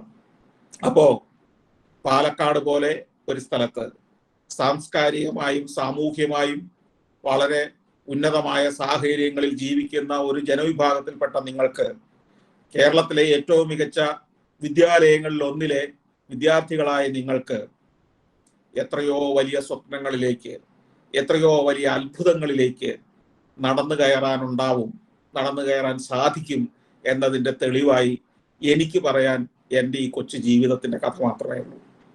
നിങ്ങൾക്ക് വലിയ വലിയ സ്വപ്നങ്ങൾ ഉണ്ടാവട്ടെ, വലിയ വലിയ വീക്ഷണങ്ങൾ ഉണ്ടാവട്ടെ, വലിയ വലിയ ആഗ്രഹങ്ങൾ ഉണ്ടാവട്ടെ. ആ ആഗ്രഹങ്ങളെ ഹൃദയത്തോട് ചേർത്ത് വയ്ക്കാൻ കഴിയട്ടെ. ആ ആഗ്രഹങ്ങൾക്ക് വേണ്ടി ഇനിയുള്ള കാലം വ്യക്തമായ ലക്ഷ്യത്തോടെ, പദ്ധതിയോടെ ജീവിക്കാൻ നിങ്ങൾക്ക് കഴിയട്ടെ എന്ന് ഞാൻ ആശംസിക്കുന്നു. നിങ്ങളുടെ ചെറിയ സ്വപ്നങ്ങളാണെങ്കിലും നിങ്ങളുടെ വലിയ സ്വപ്നങ്ങളാണെങ്കിലും ആ സ്വപ്നത്തെ സ്നേഹിക്കാൻ പഠിക്കുക. നിങ്ങളുടെ യഥാർത്ഥ വാസന എന്താണെന്ന് തിരിച്ചറിയുക. ആ തിരിച്ചറിഞ്ഞ വാസനയ്ക്ക് വേണ്ടി ജീവിക്കാൻ ശ്രമിക്കുക. നിങ്ങളല്ലാത്ത മറ്റൊരാൾക്ക് വേണ്ടി മറ്റൊരാളാവാൻ ശ്രമിക്കാതിരിക്കുക. നിങ്ങൾ ആരാണ് എന്ന് നിങ്ങൾ സ്വയം തിരിച്ചറിയുക. നിങ്ങളുടെ മാതാപിതാക്കളുടെ സ്വപ്നമോ അധ്യാപകരുടെ സ്വപ്നമോ അല്ല നിങ്ങൾ ശിഷ്ടകാലം കൊണ്ട് പ്രാവർത്തികമാക്കാൻ പോകുന്നത്. നിങ്ങളുടെ സ്വപ്നമാണ്, നിങ്ങളുടെ മാത്രമായ സ്വപ്നമാണ്. മാതാപിതാക്കൾ നാളെ ചിലപ്പോൾ ഉണ്ടായെന്ന് വരില്ല. അധ്യാപകർ ഏതാനും വർഷങ്ങൾ കഴിയുമ്പോൾ ഉപേക്ഷിച്ചിരിക്കും നിങ്ങളെ. നിങ്ങൾ മാത്രമാവും ഈ ലോകത്ത്. നിങ്ങളുടെ സ്വപ്നം മാത്രമാവും നിങ്ങളോടൊപ്പം പിന്നീട്.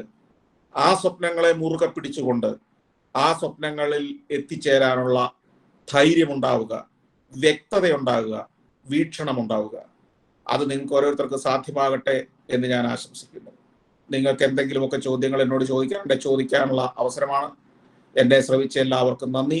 ഈ അവസരമൊരുക്കിയ സ്കൂളിനും വിദ്യാലയത്തിനും നന്ദി. Thank you. Very inspirational and really I enjoyed the inspiring words from you. I have a small question. Suppose there is an opportunity or in other way a chance or a situation comes that you have to live in a country other than India. Which country you will be opt for? Because having traveled through 130 countries.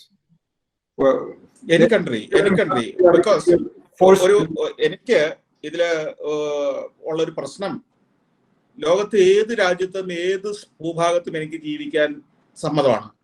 പക്ഷേ എന്റെ പ്രശ്നം അവിടെയൊക്കെ എനിക്ക് 1 മാസത്തിൽ കൂടുതൽ ജീവിക്കാൻ കഴിയില്ല എന്നുള്ളതാണ്. ഞാനൊരു ട്രാവലറാണ്, എക്സ്പ്ലോററാണ്. ഒരു പ്രദേശത്തെ എക്സ്പ്ലോറേഷൻ കഴിയുന്നതോടുകൂടി നമുക്ക് ആ സ്ഥലം വിരസമായി തുടങ്ങുന്നു. അതുകൊണ്ട് I have to keep on traveling. I have to keep on exploring.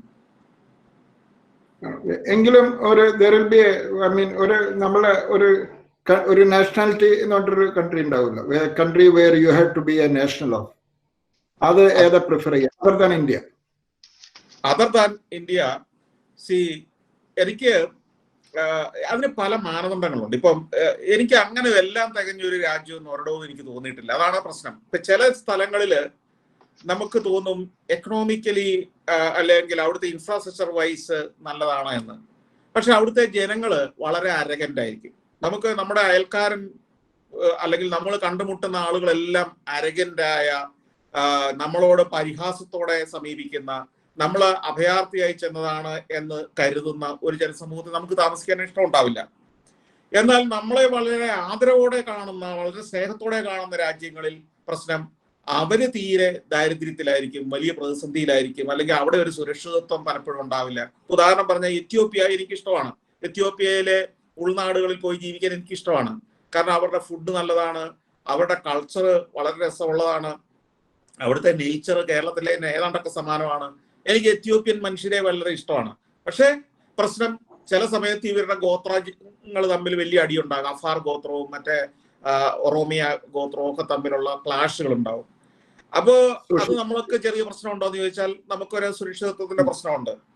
കിഴക്കൻ യൂറോപ്യൻ രാജ്യങ്ങള് നമുക്ക് ചിലപ്പോൾ സ്നേഹം തോന്നും. പക്ഷെ പ്രശ്നം അവര് വളരെ ക്രൂഡാണ് ചില സമയത്ത് നമുക്ക് തോന്നും. ആളുകളുടെ പെരുമാറ്റം ചിലപ്പോൾ വളരെ മോശമായിട്ട് എനിക്ക് തോന്നിയിട്ടുണ്ട്. പക്ഷെ അപ്പൊ ഇങ്ങനെ എല്ലാം തികഞ്ഞ ഒരു നാട് എന്ന് എനിക്കിപ്പോഴും എനിക്ക് ഏറ്റവും കംഫർട്ടബിൾ ആയിട്ട്, അല്ലെങ്കിൽ എന്തൊക്കെ പ്രശ്നങ്ങളുണ്ടെങ്കിലും, എന്തൊക്കെ അസ്വസ്ഥതകളുണ്ടെങ്കിലും, എന്തൊക്കെ പോരായ്മകളുണ്ടെങ്കിലും എനിക്ക് നമ്മുടെ ഈ നാട് തന്നെയാണ് ഇഷ്ടം. അതുകൊണ്ടാണല്ലോ ഞാൻ ഇവിടത്തേക്ക്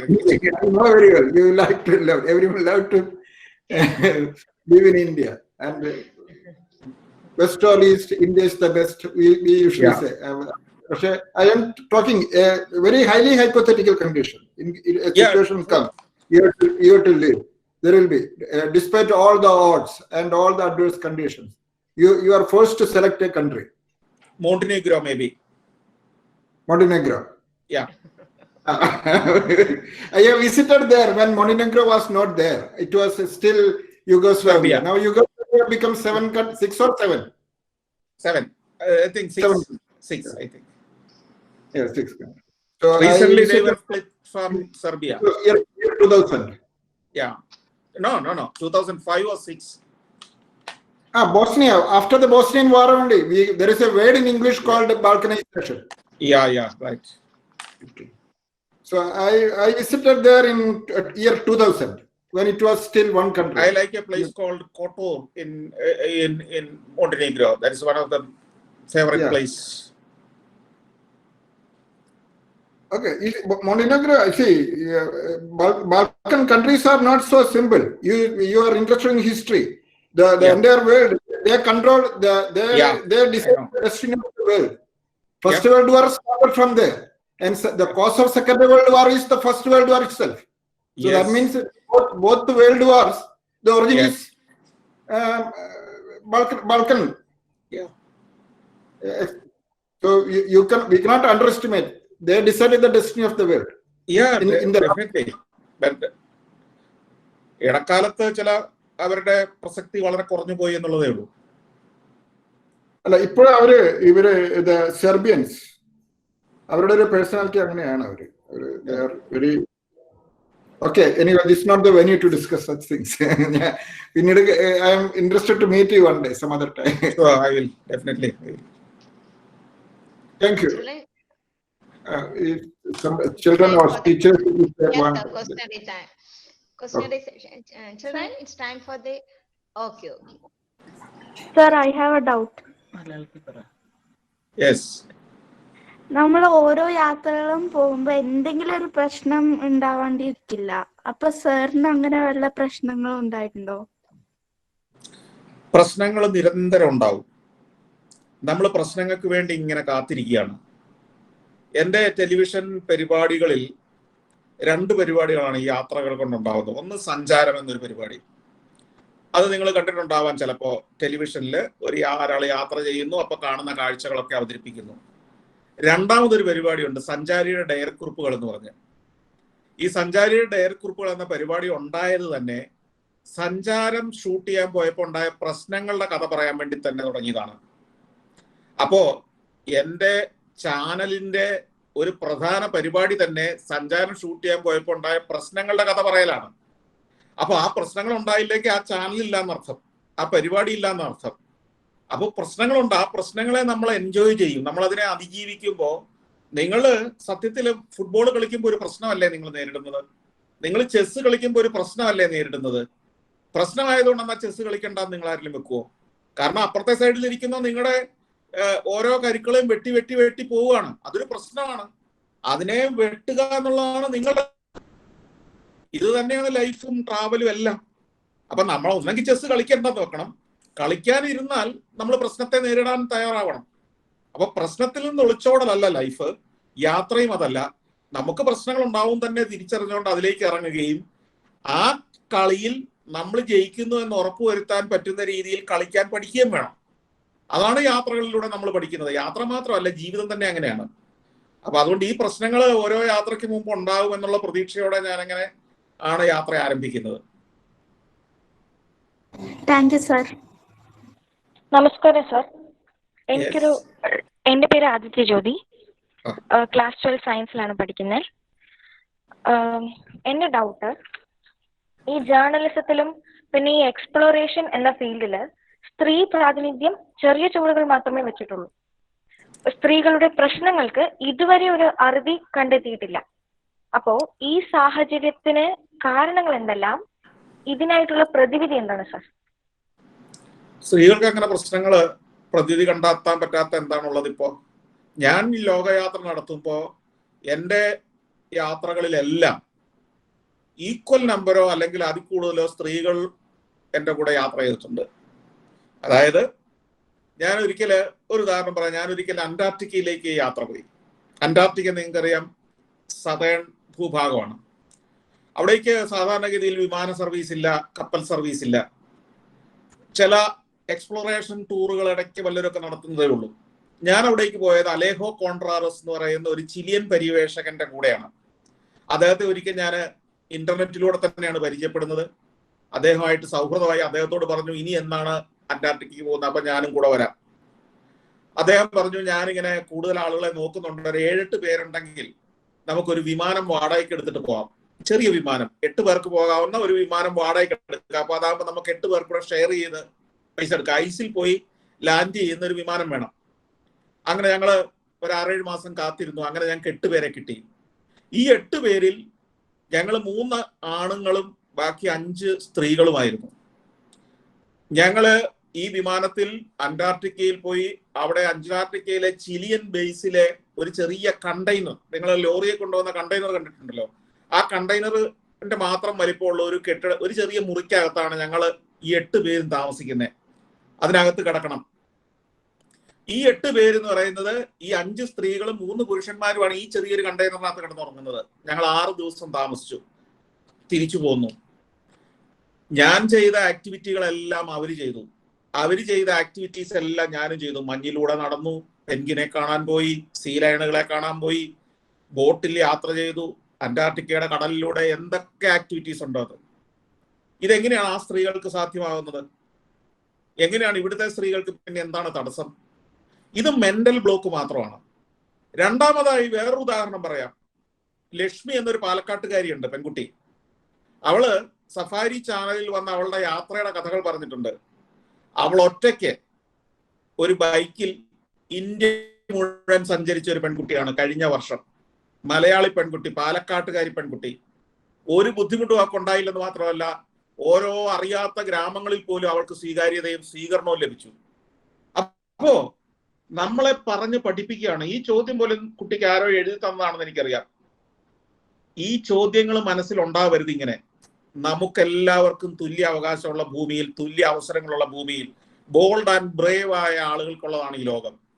ബ്രേവ് ആവുക, ബോൾഡ് ആവുക. ഒരാളും നിങ്ങളെ ഉപദ്രവിക്കാൻ വരില്ല. ധൈര്യപൂർവ്വം മുന്നോട്ട് പോവുക. പെൺകുട്ടികൾക്കും ആൺകുട്ടികൾക്കും ഈ ലോകം തുല്യ അവകാശത്തോടെ, തുല്യ അധികാരത്തോടെ, തുല്യ ധൈര്യത്തോടെ മുന്നോട്ട് പോകാനുള്ള അവസരങ്ങൾ നൽകുന്നുണ്ട്. ലോകം മുഴുവൻ അങ്ങനെയാണ്. പിന്നെ ചില രാജ്യങ്ങളിലും ചില നാടുകളിലെയും ചില മുൻവിധികളും ചില മതപരവും അല്ലാതെ സാമൂഹികമായിട്ടുള്ള ചില ചിന്തകൾ കൊണ്ട് പിന്നിലേക്ക് മാറ്റിവെക്കുന്നുണ്ടാവാം. അതൊക്കെ മാറും, തീർച്ചയായും മാറിക്കൊണ്ടിരിക്കുകയാണ്.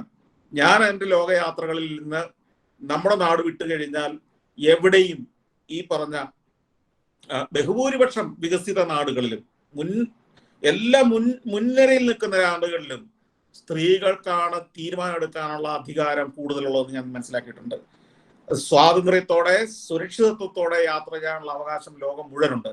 നിങ്ങളൊരു വിമാനയാത്ര ചെയ്യൂ, നിങ്ങൾ ഏറ്റവും സേഫ് ആയിരിക്കും, പുരുഷന്മാരെക്കാൾ സേഫ് ആയിരിക്കും. നിങ്ങളൊരു കപ്പലിൽ യാത്ര ചെയ്ത് നോക്കൂ, അവിടെയുള്ള കംപ്ലീറ്റ് സൗകര്യങ്ങളും സ്ത്രീകൾക്കും ഏറ്റവും എഫക്റ്റീവായി, ഏറ്റവും സുരക്ഷിതമായി യാത്ര ചെയ്യാൻ പറ്റുന്ന രീതിയിലുള്ളതായിരിക്കും. നമ്മുടെ ചെറിയ ഗ്രാമങ്ങളിലും നമ്മുടെ നാട്ടിൻ പുറത്തും ഇപ്പോഴും മനസ്സ് വളരാത്തത് കൊണ്ട് ആളുകൾ വളരെ പ്രാകൃതമായ രീതിയിൽ പെരുമാറുന്നേ ഉള്ളൂ. അതിനാണ് വിദ്യാഭ്യാസം എന്ന ഒരു പോസ്റ്റർ മനുഷ്യനെ കടത്തിവിടുന്നത്. 10 or 20 വർഷം ഒരു കുട്ടിയെ, ഒരു ആൺകുട്ടിയെ പഠിപ്പിച്ച് പുറത്തിറക്കിയിട്ടും സ്വന്തം ക്ലാസ് മുറിയിലെ സ്വന്തം സഹോദരിയെ, സ്വന്തം നാട്ടിലെ ഒരു പെൺകുട്ടിയോട് മാന്യമായിട്ട് എങ്ങനെ പെരുമാറണം എന്ന് പഠിപ്പിക്കുന്നില്ലെങ്കിൽ അത് നമ്മുടെ വിദ്യാഭ്യാസത്തിന്റെ പോരായ്മയാണ്. അപ്പൊ അത് പരിഹരിക്കാൻ കഴിയട്ടെ എന്നാണ് എനിക്ക് തോന്നുന്നത്. Thank you sir. സർ, എനിക്കൊരു കാര്യം ചോദിക്കാനുണ്ട്. സർ, സാറിന്റെ ഒരു എപ്പിസോഡില് സാറ് ഈ സ്പേസിൽ പോകാനുള്ള ഓരോ ടെസ്റ്റ് ചെയ്യുന്നതായിട്ട് ഞാൻ കണ്ടായിരുന്നു. അത് കഴിഞ്ഞിട്ട് സാറ് സ്പേസിൽ പോയായിരുന്നു? ഇല്ല, അതിന്റെ സമയമാകുന്നതേ ഉള്ളൂ. അതിന്റെ പല പരിശീലനങ്ങൾ ഉണ്ടായിരുന്നു. അതിൽ 2 പരിശീലനങ്ങൾ കഴിഞ്ഞു, ഇനിയൊരു പരിശീലനം കൂടിയുണ്ട്.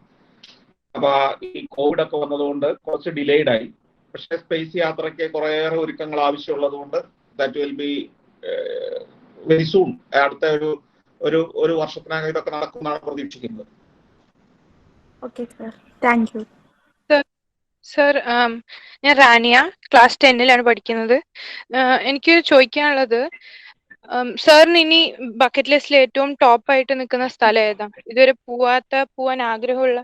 ഞാൻ ഇതുവരെ പോവാത്ത വളരെ പ്രമുഖമായ 2-3 രാജ്യങ്ങൾ. ഒന്ന്, ഇറാനിൽ ഞാൻ പോയിട്ടില്ല, സൗദി അറേബ്യ പോയിട്ടില്ല, അങ്ങനെ ചില രാജ്യങ്ങൾ, നോർത്ത് കൊറിയ പോയിട്ടില്ല. ഇങ്ങനെ ചില രാജ്യങ്ങൾ. സൗദി അറേബ്യയില് ഈ സഞ്ചാരം പോലുള്ള ഒരു ചിത്രീകരണം, ദീർഘമായ ഒരു യാത്രയും ചിത്രീകരണവും അടുത്ത കാലം വരെ അത്ര എളുപ്പമായിരുന്നില്ല. അതുകൊണ്ടാണ് അവിടെ ചില പെർമിറ്റുകളുടെയും ചില അനുമതി പ്രശ്നങ്ങളിലും ഒക്കെ ഉണ്ടാകാൻ സാധ്യത ഉണ്ടായിരുന്നുകൊണ്ടാണ് പോകാത്തത്.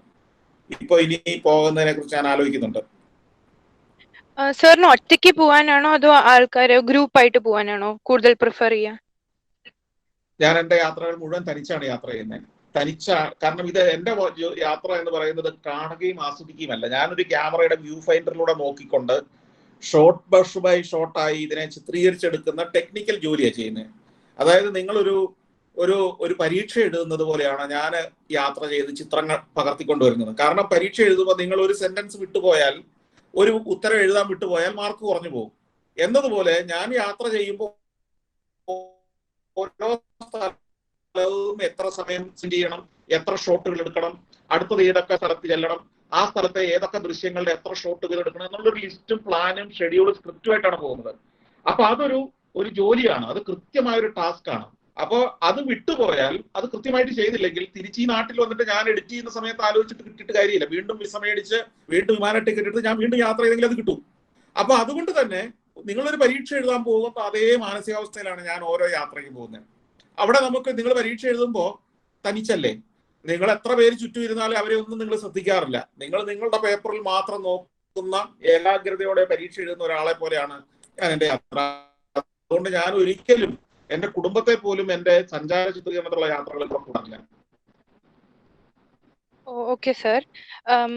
ഇനി ഞങ്ങൾക്കൊരു സജഷൻ തരികയാണ്. ഞങ്ങൾക്ക് ജീവിതകാലത്തിൽ ഒരിക്കലെങ്കിലും ഒരു സ്ഥലത്ത് പോകണമെന്ന് തോന്നുകയാണെങ്കിൽ അത് എവിടെയായിരിക്കും സജസ്റ്റ് ചെയ്യുക? നിങ്ങള് ജീവിതത്തിൽ എന്റെ ഒരു കൺഫ്യൂഷൻ, ലോകത്ത് നമുക്ക് മാതൃകയാക്കാവുന്ന ഒത്തിരി സ്ഥലങ്ങളുണ്ട്. അത് പല കാരണങ്ങൾ കൊണ്ടാണ്. പക്ഷേ മലയാളി എന്ന നിലയിൽ ഞാൻ പറയും, നിങ്ങൾ ചൈനയിലെ ഏതെങ്കിലും നല്ലൊരു പട്ടണം കാണണം. എന്തിനാന്ന് വെച്ച് കഴിഞ്ഞാൽ അവിടെ മനുഷ്യർ എങ്ങനെയാണ് അച്ചടക്കത്തോടെ ജീവിക്കുന്നത് എന്ന് അമിതമായ സ്വാതന്ത്ര്യമില്ലാതെ അവനവന്റെ ജോലി വൃത്തിയായിട്ട് ചെയ്ത് നഗരത്തെയും ഗ്രാമത്തെയും ഒക്കെ വൃത്തിയാക്കി സൂക്ഷിച്ചുകൊണ്ട് ഡിസിപ്ലിൻ പാലിച്ചുകൊണ്ട് എങ്ങനെ ജീവിക്കുന്നു എന്ന് അറിയണമെങ്കിൽ ചൈനയിലെ ഗോൺഷോ അങ്ങനെയൊക്കെയുള്ള ചില പട്ടണങ്ങളിലേക്ക് പോകണം. Thank you sir. ചൈന പോയി ഒന്ന് കാണാൻ നല്ലതാണ്.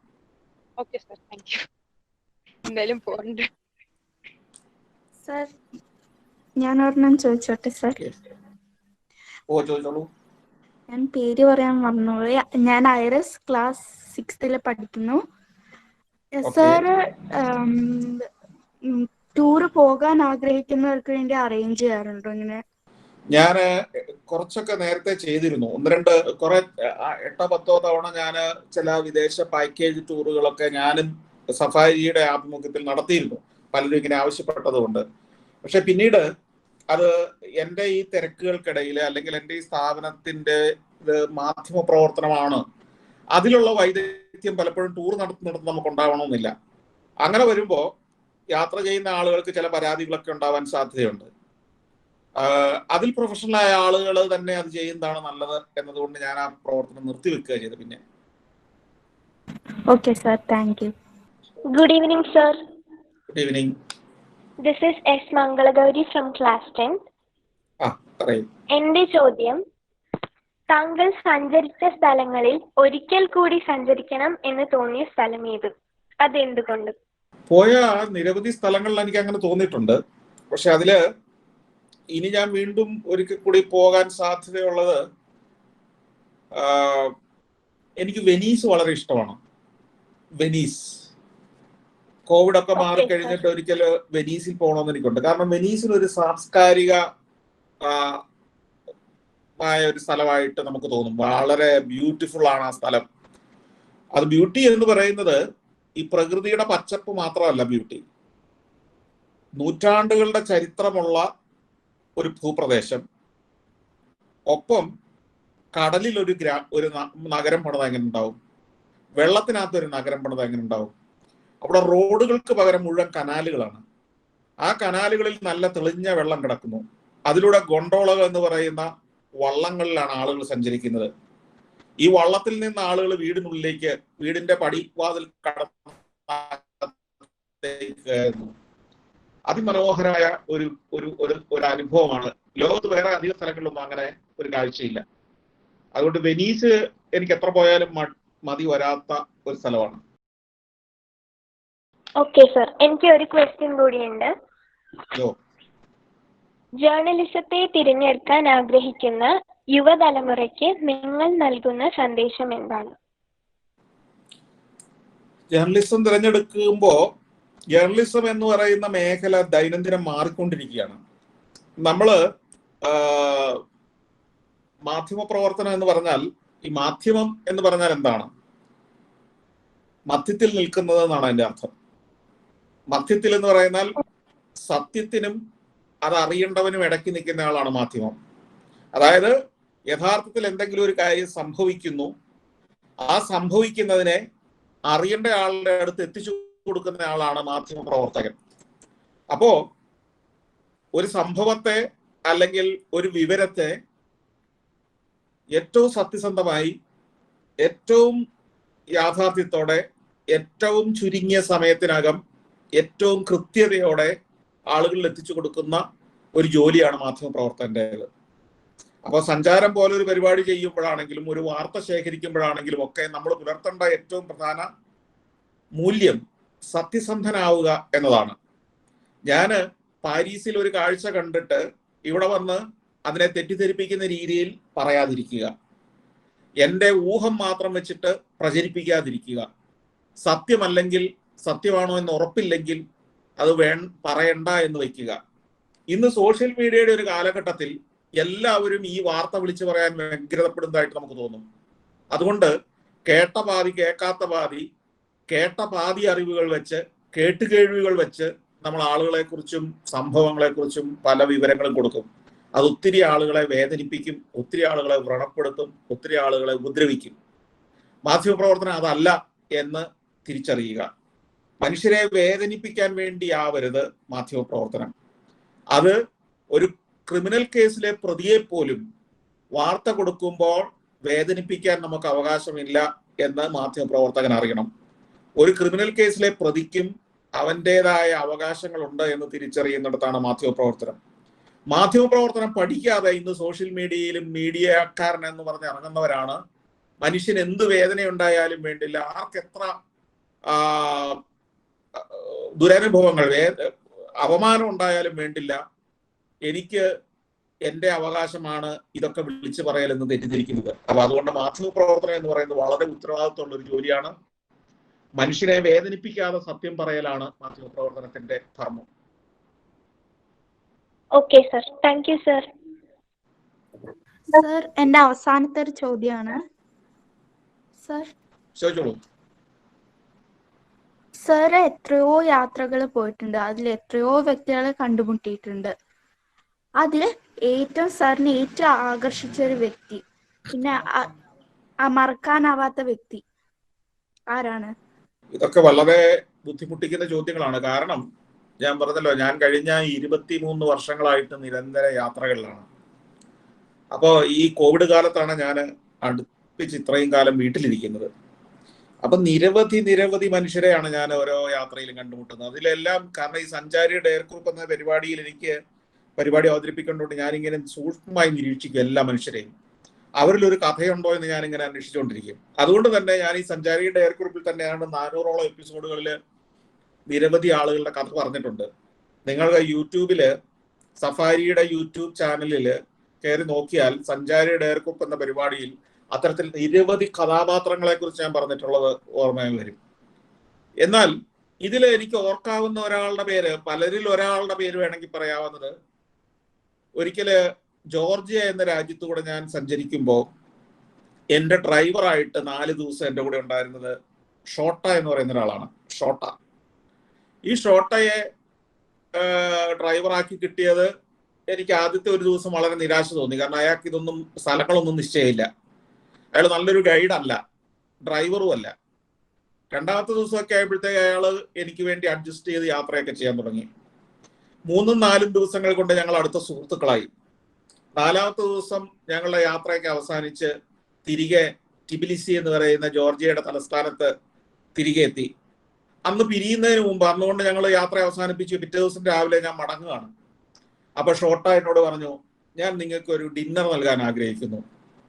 ഞാൻ പറഞ്ഞു, വേണ്ട, ഞാൻ അങ്ങോട്ട് തരാം. അപ്പൊ ഞങ്ങൾ രണ്ടുപേരും കൂടി തീരുമാനിച്ചു, പൈസ കൊടുക്കുന്ന ആരെന്ന് നമുക്ക് പിന്നെ തീരുമാനിക്കാം, ഏതായാലും നമ്മൾ രണ്ടുപേരും കൂടെ ഡിന്നർ കഴിക്കാൻ പോകുന്നു. അങ്ങനെ അവിടുത്തെ പ്രശസ്തമായ റെസ്റ്റോറൻറ്റിൽ പോയി ഞങ്ങൾ രണ്ടുപേരും ഡിന്നർ കഴിക്കുന്നു. ഡിന്നർ അവിടുത്തെ പ്രത്യേക ഒരു വിഭവം വേണമെന്ന് ഞാൻ പറഞ്ഞു.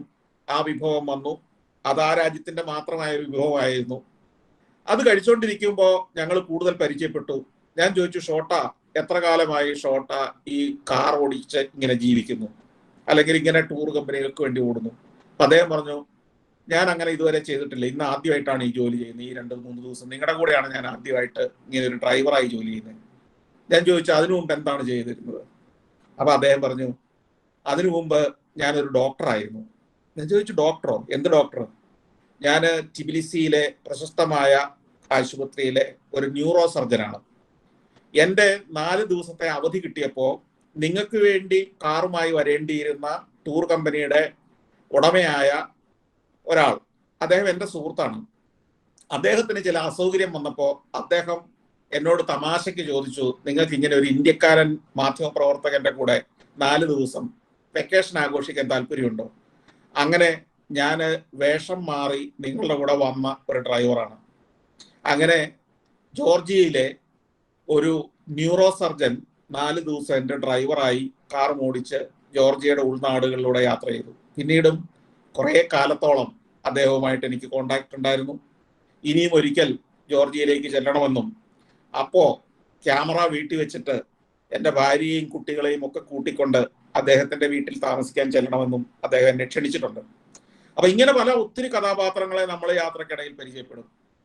ഇത് ജോർജ് ഷോട്ട അതിലെ ഒരാൾ മാത്രമാണ്. Okay sir, thank U. Sir നമസ്കാരം സർ, ഞാൻ പ്രാർത്ഥന. ഞാൻ 9ാം ക്ലാസ്സിൽ പഠിക്കുന്നു.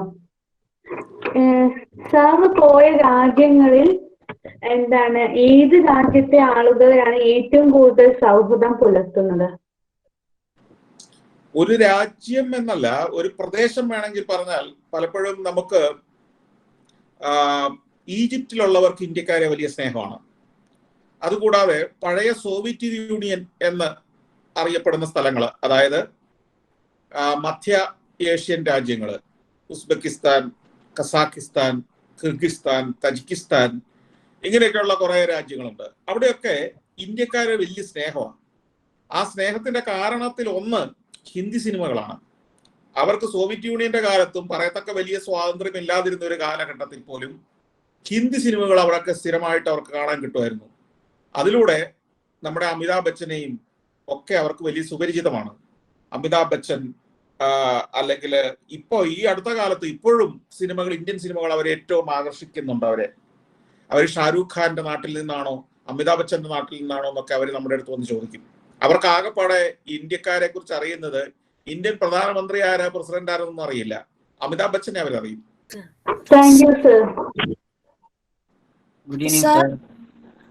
Good evening sir. ഞാൻ മെൽഷ്യയിലെ 9th പഠിക്കുന്നു.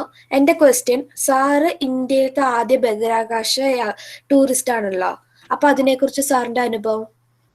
ടൂറിസ്റ്റ് ആയിട്ടില്ല, ടൂറിസ്റ്റ് ആകാൻ ഒരുങ്ങുന്നതേ ഉള്ളൂ. ടൂറിസ്റ്റ് ആയി കഴിഞ്ഞിട്ട് ഞാൻ അനുഭവങ്ങൾ പറയാം. അതുകൂടാതെ അതുവരെയുള്ള പരിശീലനത്തിന്റെ വീഡിയോ ഒക്കെ സഫാരിയുടെ യൂട്യൂബ് ചാനലിൽ ഇപ്പോഴും കിടക്കുന്നുണ്ട്. അപ്പൊ അത് കണ്ടു കഴിഞ്ഞാൽ എങ്ങനെയാണ് സീറോ ഗ്രാവിറ്റി അനുഭവിക്കുന്നത്, എങ്ങനെയാണ് ഗ്രാവിറ്റി ടോളറൻസ് കടക്കുന്നത് എന്നൊക്കെ അതിനകത്ത് വിശദമായിട്ടുണ്ട്. അപ്പൊ അത് നിങ്ങൾക്ക് വേണമെങ്കിൽ കാണാം. അത് കഥ പറയാനാണെങ്കിൽ അത് ദീർഘമായൊരു കഥ പറയേണ്ടി വരും. കാരണം അതിന് തന്നെ 2-3 മണിക്കൂർ പറയേണ്ടി വരും. യാത്ര കഴിഞ്ഞു വന്ന് തീർച്ചയായിട്ടും കുട്ടികൾക്ക് വേണ്ടി ഞാൻ ആ യാത്രയുടെ, ബഹിരാകാശ യാത്രയുടെ അനുഭവങ്ങൾ ടെലിവിഷൻ പരിപാടി തന്നെയായി അവതരിപ്പിക്കുന്നുണ്ട്. Thank you sir. Good evening sir. Good evening sir. I M Suryakiran of class 7th sir. പറയൂ. Sir, we have traveled to a lot of places. In that, which is your most favorite place and the reason for telling that is my favorite place? ഞാൻ പറഞ്ഞല്ലോ, Venice വളരെ പ്രിയപ്പെട്ട ഒരു സ്ഥലമാണെന്ന് ഞാൻ പറഞ്ഞല്ലോ. അതുപോലെ തന്നെ എനിക്ക് വളരെ ഇഷ്ടപ്പെട്ട സ്ഥലങ്ങളിൽ ചൈനയിലെ പല സ്ഥലങ്ങളുമുണ്ട്. മംഗോളിയ എനിക്ക് വളരെ ഇഷ്ടപ്പെട്ട ഒരു സ്ഥലമാണ്. മംഗോളിയയിലെ ഇഷ്ടപ്പെടാൻ കാര്യം, ഇന്ന് ലോകത്ത് ഇത്രയും റിമോട്ടായി, ഗ്രാമീണമായി ആളുകൾ ജീവിക്കുന്ന ഒരു സ്ഥലം വേറെ അധികം ഉണ്ടാവില്ല. അവിടെ ആളുകൾ ജീവിക്കുന്നത്, ബഹുഭൂരിപക്ഷ ആളുകളും ഉൾനാടുകളിൽ ജീവിക്കുന്നത് കൂടാരങ്ങളിലാണ്. ഗോപി ഡെസേർട്സ് എന്ന് നിങ്ങൾ കേട്ടിട്ടുണ്ടാവും. ഈ ഗോപി മരുഭൂമിയിലെ പുൽമേടുകളിൽ കൂടാരങ്ങളിൽ, വട്ടത്തിലുള്ള കൂടാരങ്ങളിലാണ് അവർ താമസിക്കുക. അപ്പൊ അത്തരം കൂടാരങ്ങളിൽ നമുക്ക് പോയി താമസിക്കാം. അത്തരം ഗ്രാമങ്ങളിൽ ഞാൻ പോയി താമസിച്ചിട്ടുണ്ട്. അപ്പൊ അതുകൊണ്ട് മംഗോളിയ എനിക്ക് വീണ്ടും ഇനി പോകാൻ ആഗ്രഹിക്കുന്ന ഒരു സ്ഥലമാണ്. Thank you, sir. Good evening sir. Good evening. എൻ്റെ പേര് ഇന്ദുലേഖ എന്നാണ്. ഞാൻ +1 കൊമേഴ്സിലാണ്. എൻ്റെ ചോദ്യം എന്താണ് പറഞ്ഞാൽ, നിങ്ങൾ ഈജിപ്തിലേക്ക് പോയപ്പോൾ അവിടെ നിന്ന് നിങ്ങൾക്ക് കിട്ടിയ എക്സ്പീരിയൻസും പിന്നെ അവിടെ നിങ്ങൾക്ക് സംഭവിച്ച ഒരു മറക്കാൻ പറ്റാത്ത ഇൻസിഡൻസും എന്താണ്? ഈജിപ്തില് മറക്കാൻ പറ്റാത്ത ഇൻസിഡന്റ് എന്ന് പറയുന്നത് പലതുണ്ട്. പക്ഷെ ഞാൻ അസ്വാൻ എന്ന് പറയുന്ന ഒരു സ്ഥലത്ത് പോയി. അസ്വാൻ ലോകപ്രശസ്തമായ ഒരു ഡാം ഉള്ള സ്ഥലമാണ്. നൈൽ നദിയിലെ കൂറ്റൻ ഒരു ഡാമാണ് അസ്വാൻ ഡാം. ഈ അസ്വാൻ ഡാം ഉണ്ടായപ്പോ നൈലിന്റെ തീരത്തുണ്ടായിരുന്ന അതിപുരാതനമായ 3000 വർഷത്തിലേറെ പഴക്കമുണ്ടായിരുന്ന കുറെ ക്ഷേത്രങ്ങൾ വെള്ളത്തിനടി മുങ്ങിപ്പോയി. പിന്നീട് ഈ മുങ്ങിപ്പോയത് നമുക്കറിയാം, ഒരു ഡാം പണിത് കഴിയുമ്പോൾ വെള്ളം ഉയരും. അപ്പൊ ഈ ക്ഷേത്രങ്ങളെല്ലാം വെള്ളത്തിനടിയിലായി പോകും. അങ്ങനെ 10-70 വർഷം വെള്ളത്തിനടിയിൽ മുങ്ങിക്കിടന്ന ഒരു ക്ഷേത്രത്തെ പിന്നീട് ആളുകൾ ചേർന്ന് വലിയ പുതിയ ടെക്നോളജിയോടുകൂടി മുങ്ങൽ വിദഗ്ധര് പോയി ഈ ക്ഷേത്രം ശില കൊണ്ട്, കല്ലുകൊണ്ട് പണിത കൂറ്റൻ ക്ഷേത്രമാണ്. നമ്മുടെ തഞ്ചാവൂർ ക്ഷേത്രമോ മധുര മീനാക്ഷി ക്ഷേത്രമോ ഒക്കെ പോലത്തെ ക്ഷേത്രമാണ്, കല്ല് ക്ഷേത്രമാണ്. ഈജിപ്തിലെ മുഴുവൻ അങ്ങനെ ശിലയിൽ കൊത്തിയ ക്ഷേത്രങ്ങളാണ്. അതിനെ കട്ട് ചെയ്തെടുത്ത് കരയിൽ കൊണ്ടുവന്ന് മറ്റൊരു ദ്വീപിൽ സ്ഥാപിച്ചു. അതിപ്പോ നമുക്ക് പോയി കാണാം. അസ്വാനിലെ ഫിലെ ടെമ്പിൾ എന്നാണ് അതിന്റെ പേര്, ഫിലെ ടെമ്പിൾ.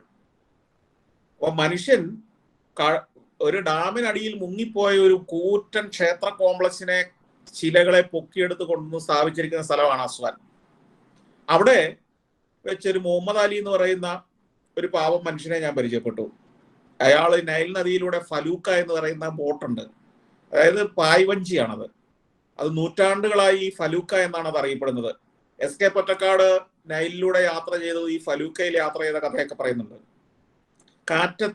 കാറ്റുകൊണ്ട് പായുന്ന ഒരു തരം വള്ളമാണ് ഫലൂക്ക. അവിടുത്തെ ഗ്രാമീണർ ഈ ഫലൂക്കയിലാണ് യാത്ര ചെയ്യുന്നത്. അപ്പൊ അവിടെ ചെന്ന് കഴിഞ്ഞപ്പോൾ ടൂറിസം വളരെയധികം തകർന്നു കിടക്കുന്ന ഒരു കാലത്താണ് ഞാൻ പോയത്. ഈജിപ്തിൽ മുല്ലപ്പൂ വിപ്ലവമൊക്കെ വന്ന് അവിടെ മുഴുവൻ ടൂറിസ്റ്റുകൾ ആരും വരാതെ ടൂറിസം കൊണ്ട് ജീവിക്കുന്നവരൊക്കെ പ്രതിസന്ധിയിലായ ഒരു കാലത്താണ് ഞാൻ ചെന്നത്. 2013-ലോ 2014-ലോ മറ്റോ ആയിരുന്നു എൻ്റെ ഓർമ്മ. 2011-ലായിരുന്നു ഈ വിപ്ലവം, 2010-11 കാലത്ത്. അപ്പോ ഈ മുഹമ്മദ് അലിയും പണിയൊന്നും ഇല്ലാതെ ഇങ്ങനെ നടക്കുകയാണ്. അപ്പൊ എന്നെ കണ്ടപ്പോ ഈ നൈലിന്റെ തീരത്ത് വെച്ച് പരിചയപ്പെട്ട അദ്ദേഹം പറഞ്ഞു, എൻ്റെ വീട്ടില് 6-7 അംഗങ്ങളുണ്ട്, അതില് 5 പേരും കുട്ടികളാണ്. അവർ സ്കൂളിൽ ഇപ്പൊ പോകുന്നില്ല, പഠിക്കാൻ മാർഗമില്ല. ഇവിടെ ഏതെങ്കിലും ഒരു ടൂറിസ്റ്റ് ഇപ്പൊ വന്നിട്ട് മാസങ്ങളായി, ജീവിക്കാൻ വലിയ ബുദ്ധിമുട്ടാണ്. നിങ്ങൾക്കൊരു സഹായം ചെയ്യാൻ പറ്റുമോ? ഞാൻ ചോദിച്ചാൽ എന്താണ് വേണ്ടത്? എൻ്റെ വള്ളത്തിൽ കയറി കുറച്ചു നേരം ഈ നൈൽ നദിയിൽ കൂടി ഒന്ന് സഞ്ചരിക്കാൻ പറ്റുമോ? അങ്ങനെയാണെങ്കിൽ എനിക്ക് കുറച്ച് പൈസ കിട്ടും. ആ പൈസ കൊണ്ട് എനിക്ക് വീട്ടിലേക്ക് ഭക്ഷണം വാങ്ങാം. അങ്ങനെ എനിക്ക് പെട്ടെന്ന് വലിയ സങ്കടം തോന്നി. ഞാൻ ഈ മുഹമ്മദ് അലിയുടെ വള്ളത്തിൽ കയറി നൈൽ നദിയുടെ പോകുമ്പോൾ ഈ മനുഷ്യന്റെ ഒരു ആഹ്ലാദം, ഭയങ്കരമായ ആവേശം, എത്രയോ നാളുകൾ കൂടി ഇയാൾക്ക് കുറച്ച് പൈസ കിട്ടുകയാണ്. അപ്പൊ അങ്ങനെ ആ യാത്ര ചെയ്തതും മുഹമ്മദ് അലി അയാളുടെ വീട്ടുകാരെ കുറിച്ച് ആ യാത്രയിലുടനീളം പറഞ്ഞതും അയാളുടെ കുട്ടികളെ കുറിച്ച് പറഞ്ഞതും തിരിച്ച് എന്നെ കൊണ്ടുവന്ന് വിടുമ്പോൾ വീണ്ടും നമുക്ക് ദീർഘമായ യാത്രകൾ നടത്തണമെന്നുള്ള ആഗ്രഹം പ്രകടിപ്പിച്ചതും ഒക്കെ ഞാൻ ഓർക്കുന്നുണ്ട്. അപ്പൊ ഇങ്ങനെയുള്ള ചില മനുഷ്യരെയും ചില സംഭവങ്ങളും ഒക്കെ ഈജിപ്തിലൂടെ യാത്ര ചെയ്തതിനെ കുറിച്ച് പറയുമ്പോൾ എൻ്റെ ഓർമ്മയിൽ ഇപ്പോഴും വരാറുണ്ട്.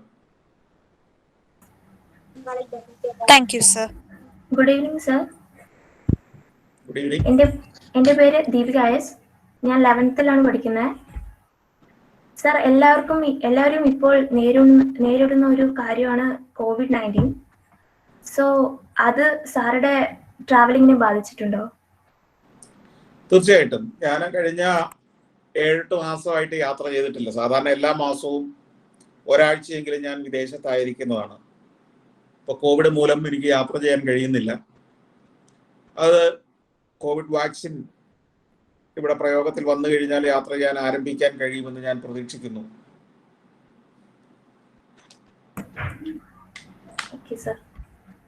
Good evening, sir. Good evening. I'm Lani Paul of class 11th. Ah. Sir, you have traveled a lot of countries, sir. In that, which country's people's lifestyle do you like most, sir? Life style ഏതെന്ന് ചോദിച്ചാൽ എനിക്കിപ്പോലോ ഞാൻ സഞ്ചരിച്ച ഒരു രാജ്യത്തെയും പൂർണ്ണമായും അതാണ് ശരി എന്ന് പറയാൻ കഴിയില്ലെങ്കിലും എനിക്ക് കൂടുതൽ ഇഷ്ടപ്പെട്ട ഒരു ജീവിത രീതി ജപ്പാനിലേതാണ്. കാരണം ജാപ്പനീസ് ലൈഫ് സ്റ്റൈലില് കുറച്ച് കുഴപ്പങ്ങളൊക്കെ ഉണ്ട്. കാരണം അവര് വളരെ തിരക്ക് പിടിച്ച ഒരു ജീവിതമാണ് അവരുടേതെങ്കിലും, അല്ലെങ്കിൽ അവർക്ക് വിശ്രമിക്കാനോ അല്ലെങ്കിൽ ആളുകൾക്ക് എന്റർടൈൻമെന്റിനോ അധികം സമയം കിട്ടുന്നില്ല എന്നുള്ളൊരു കുഴപ്പമൊഴിച്ചാൽ ഇന്ത്യയുടെ ഒരു സാംസ്കാരിക പശ്ചാത്തലമൊക്കെ ആയിട്ട് ഏതാണ്ടൊക്കെ ചേർന്ന് പോകുന്ന, കുടുംബ ബന്ധങ്ങൾക്കൊക്കെ വലിയ പ്രാധാന്യം കൊടുക്കുന്ന, നമ്മുടേതുപോലെയൊക്കെ ചിന്തിക്കുന്ന, എന്നാൽ ടെക്നോളജിയെ വളരെയധികം ആശ്രയിക്കുന്ന, വളരെ സിസ്റ്റമാറ്റിക് ആയിട്ട് ജീവിക്കുന്ന ഒരു ജനസമൂഹമാണ് ജപ്പാൻ എന്ന് എനിക്ക് തോന്നിയിട്ടുണ്ട്. Okay, sir. Thank you. Sir, ഞാൻ നിത്യജയാണ്. സാറിന്റെ യാത്രകൾ സാറിന്റെ ഏതെങ്കിലും രാജ്യത്തെക്കുറിച്ചോ അല്ലെങ്കിൽ മറ്റേതെങ്കിലും വിഷയത്തെക്കുറിച്ചുള്ള കാഴ്ചപ്പാട് മാറ്റിയിട്ടുണ്ടോ? എൻ്റെ എല്ലാ യാത്രയും എല്ലാ രാജ്യത്തെക്കുറിച്ചുള്ള കാഴ്ചപ്പാടുകൾ മാറ്റിയിട്ടുണ്ട്. കാരണം നമ്മൾ യാത്ര പുറപ്പെടുന്നതിന് മുമ്പ് മനസ്സിൽ കണ്ട ഒരു യാത്രയോ അനുഭവമോ ആയിരിക്കില്ല പലപ്പോഴും പല യാത്രകളും നമുക്ക് തന്നിട്ടുണ്ടാവുക. അമേരിക്ക പോലും അങ്ങനെയായിരുന്നു. അമേരിക്ക എന്ന് പറഞ്ഞാൽ ഞാൻ നേരത്തെ കരുതിയിരുന്നത് സമ്പന്നർ മാത്രമുള്ള ഒരു രാജ്യം എന്നായിരുന്നു. പക്ഷെ അവിടെ ചെന്നപ്പോൾ എനിക്ക് മനസ്സിലായി ഒത്തിരി ദരിദ്രരും വീടില്ലാത്തവരും വഴിയരികിൽ കിടന്നുറങ്ങുന്നവരും ഭ്രാന്തന്മാരും മദ്യപാനികളും പ്രശ്നക്കാരും ഒക്കെയുള്ള എല്ലാ പ്രശ്നങ്ങളും വേണ്ടവോളം ഉള്ള ഒരു രാജ്യം തന്നെയാണ് അമേരിക്ക എന്നും. എന്നാൽ അവിടെ സമ്പന്നരുണ്ട്, സാമ്പത്തികമായി ഉയർന്ന സ്റ്റേറ്റുകളുണ്ട്, ദരിദ്രമായ സ്റ്റേറ്റുകളും ഉണ്ട് അവിടെ. അപ്പോൾ ഓരോ രാജ്യത്തെക്കുറിച്ചും നമ്മുടെ വീക്ഷണം, ഇപ്പൊ എത്യോപ്യ എന്ന് പറയുന്ന ഒരു രാജ്യത്തെക്കുറിച്ച് ഞാൻ സ്കൂളിൽ പഠിക്കുന്ന കാലത്തൊക്കെ കേട്ടിട്ടുള്ളത് പട്ടിണി കൊണ്ട് ആളുകൾ മരിച്ചു വീഴുന്ന ഒരു നാടെന്നായിരുന്നു. അത് ശരിയുമായിരുന്നു. അക്കാലത്ത് നിരവധി ഫോട്ടോകൾ ഞാൻ പത്രത്തിലൊക്കെ അന്ന് കാണുമായിരുന്നു, മരിച്ചു കിടക്കുന്ന കുട്ടികളുടെ, പട്ടിണി മൂലം എല്ലും തോലുമായവരുടെ. കേരളത്തിൽ പോലും എത്യോപ്യയിലേക്ക് അരി കൊടുക്കാൻ വേണ്ടി യുവജന സംഘടനകൾ പിടിയേരി നടത്തുന്ന ഒരു കാലം എനിക്ക് ഓർമ്മയുണ്ട്. എന്നാൽ ഞാൻ പിന്നീട് എത്യോപ്യയിൽ ചെന്നപ്പോൾ അവിടുത്തെ പല നഗരങ്ങളും പല സംവിധാനങ്ങളും വളരെ ആധുനികമായി വളർന്നു കഴിഞ്ഞതും കണ്ട് ഞാൻ അത്ഭുതപ്പെട്ടിട്ടുണ്ട്.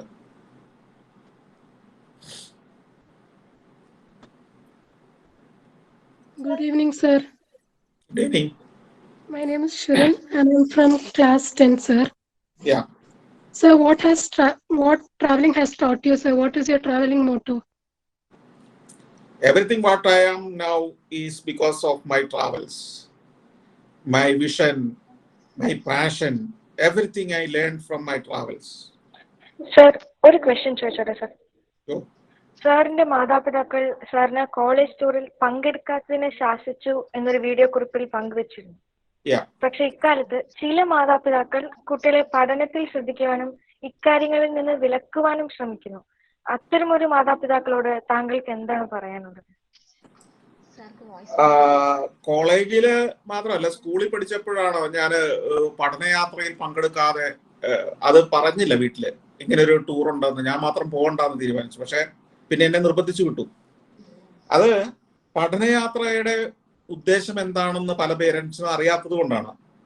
എന്ന് മാത്രമല്ല, അതിനെക്കുറിച്ച് ചില ആശങ്കകളും കാണും അവർക്ക്. അതുകൊണ്ടായിരിക്കാം ഈ പഠനയാത്രകൾ എന്ന് പറയുന്നത് ഈ ക്ലാസ് മുറിക്കകത്താണ് വിദ്യാഭ്യാസം മുഴുവൻ നടക്കുന്നത് എന്നുള്ള തെറ്റിദ്ധാരണയിൽ നിന്നാണ് നമുക്ക് അതിനോടൊക്കെ താല്പര്യക്കുറവുണ്ടാകുന്നത്. വിദ്യാഭ്യാസം നിങ്ങൾ എന്തെങ്കിലും പഠിക്കുന്നുണ്ടെങ്കിൽ, ഞാൻ ഇത്രയും കാലത്തെ എൻ്റെ ജീവിതത്തിൽ നിന്ന് ഞാൻ പറയട്ടെ, അല്ലെങ്കിൽ നിങ്ങളുടെ ഡയറക്ടർ ഗോപാൽ സാറ് അദ്ദേഹം പറയും, നിങ്ങൾ എന്തെങ്കിലും പഠിക്കുന്നുണ്ടെങ്കിൽ നിങ്ങൾ മുതിർന്നതിന് ശേഷം നിങ്ങളുടെ ഒരു പ്രവർത്തന മേഖലയിൽ ഇറങ്ങി പ്രവർത്തിക്കുമ്പോൾ നിങ്ങൾക്ക് പ്രയോജനപ്പെടുന്ന എന്തെങ്കിലും ഒരു കാര്യം നിങ്ങൾ പഠിക്കുന്നത് ക്ലാസ് മുറിക്ക് പുറത്ത് പഠിച്ചത് മാത്രമായിരിക്കും. നിങ്ങൾ ഇന്ന് ഈ 12ാം ക്ലാസ് വരെ ക്ലാസ്സിൽ ഇരുന്ന് പഠിച്ചത് ഒന്നും തന്നെ നിങ്ങളുടെ നിത്യജീവിതത്തിൽ അന്ന് പ്രയോജനപ്പെട്ടുകൊള്ളണമെന്നില്ല. നിങ്ങളുടെ ജീവിത വീക്ഷണം മുതലൊന്നും ഞാൻ ഉറപ്പു പറയാൻ കഴിയും. ഞാൻ ഡിഗ്രി ക്ലാസ്സുകൾ വരെ പഠിച്ച ഒരൊന്നും കണക്ക് കൂട്ടാൻ, അത്യാവശ്യം പൈസ എണ്ണി വാങ്ങാനുള്ള കണക്കും ഭാഷ പ്രയോഗിക്കാനുള്ള ഭാഷയും അല്ലാതെ മറ്റൊന്നും എനിക്ക് പ്രയോജനപ്പെട്ടിട്ടില്ല. ബാക്കിയൊക്കെ ഞാൻ സ്വയം ആർജിച്ചെടുത്തതോ പഠിച്ചെടുത്തതോ ജീവിതം പഠിപ്പിച്ചതോ യാത്രകൾ പഠിപ്പിച്ചതോ ആയ അറിവാണ്. അതുകൊണ്ട് ക്ലാസ് റൂമിൽ നിന്ന് പുറത്തേക്ക് നിങ്ങൾ എത്ര സഞ്ചരിക്കുന്നു അത് മാത്രമായിരിക്കും നിങ്ങൾക്ക് ഭാവിയിൽ നിങ്ങളുടെ സ്വഭാവത്തെ, നിങ്ങളുടെ വീക്ഷണത്തെ രൂപപ്പെടുത്തുന്ന അറിവുകൾ. അപ്പൊ അതുകൊണ്ട് മാതാപിതാക്കളോടും എനിക്ക് പറയാനുള്ളത് ഇതേ ഉള്ളൂ. കുട്ടികളെ ലോകം കാണുന്നവരാക്കി വളർത്തുക, ലോകം കാണിച്ചു കൊടുക്കുക. വെറുതെ ഉല്ലാസയാത്ര എന്നല്ല ഞാൻ ഈ പറയുന്നത്. കണ്ണു തുറന്ന് ലോകത്ത് ജീവിക്കുന്ന നമ്മുടെ സഹജീവികളെ കാണിക്കാനും അവരുടെ ജീവിതം കാണാനും അതിന്റെ പ്രതിസന്ധികളും സാധ്യതകളും കണ്ടെത്താനും നമ്മുടെ നാടിന്റെ ചരിത്രം പഠിക്കാനും ചരിത്രം കടന്നുപോയ മണ്ണിലൂടെ കാൽ ഉറപ്പിച്ച് നടന്നു പോകാനും കുട്ടികൾക്ക് അവസരം കൊടുക്കണം. Sir, yes. സാറിന് ഈ ട്രാവലും ജേർണലിസ്റ്റും അല്ലാണ്ട് ഏറ്റവും കൂടുതൽ ഇഷ്ടമുള്ള ഒരു ഹോബി ഏതാണ്? ഞാൻ ഈ ചെയ്യുന്നതല്ല എൻ്റെ ഹോബി തന്നെയാണ്. എൻ്റെ ഹോബിയെ ഞാൻ എൻ്റെ തൊഴിലാക്കി മാറ്റിയതാണ് മാധ്യമപ്രവർത്തനം. നിങ്ങളും അങ്ങനെ തന്നെ ചെയ്തു നോക്കൂ. നിങ്ങൾ എന്താണോ ഹോബിയാക്കാൻ ആഗ്രഹിക്കുന്നത് അതാവണം നിങ്ങളുടെ തൊഴില്. അപ്പം നിങ്ങൾക്ക് വളരെ പാഷനേറ്റ് ആയ ഒരു തൊഴിലായി മാറും. അത് നിങ്ങളുടെ ഹോബി തന്നെ നിങ്ങളുടെ തൊഴിലായി മാറിയാലേ നിങ്ങൾ വിജയിക്കൂ. Okay, sir. Thank you. Okay. For the it's time for to wind up. Okay, nearly 1 hour 50 minutes. Sir has spent his valuable time with us. Let me render a vote of thanks. Okay. On behalf of Ahalya family, I extend a really hearty thanks to our guest of honor, Mr. Santosh George Kulangara, who spared his valuable time from his busiest schedule to grace the occasion. Your thoughts have enlightened our mind and will surely be going to encourage us in our future events. Thank you, sir. Thank you. Thank you so much. A special mention to our respected chairman, sir, for being the catalyst that stimulated us to do our best and standing as pillars of our strength. Thank you, sir. With a deep sense of appreciation, we thank our OM, Mr. Sharar. Our sincere gratitude to all teachers, parents, and children for attending this webinar. And also, I would like to say thanks to our DIT department, graphics department, who worked behind the scene to make this event happen well. A big thanks to all. Thank you so much, sir. Really wonderful and motivational session we received. Thank you so much. Okay. Okay, sir.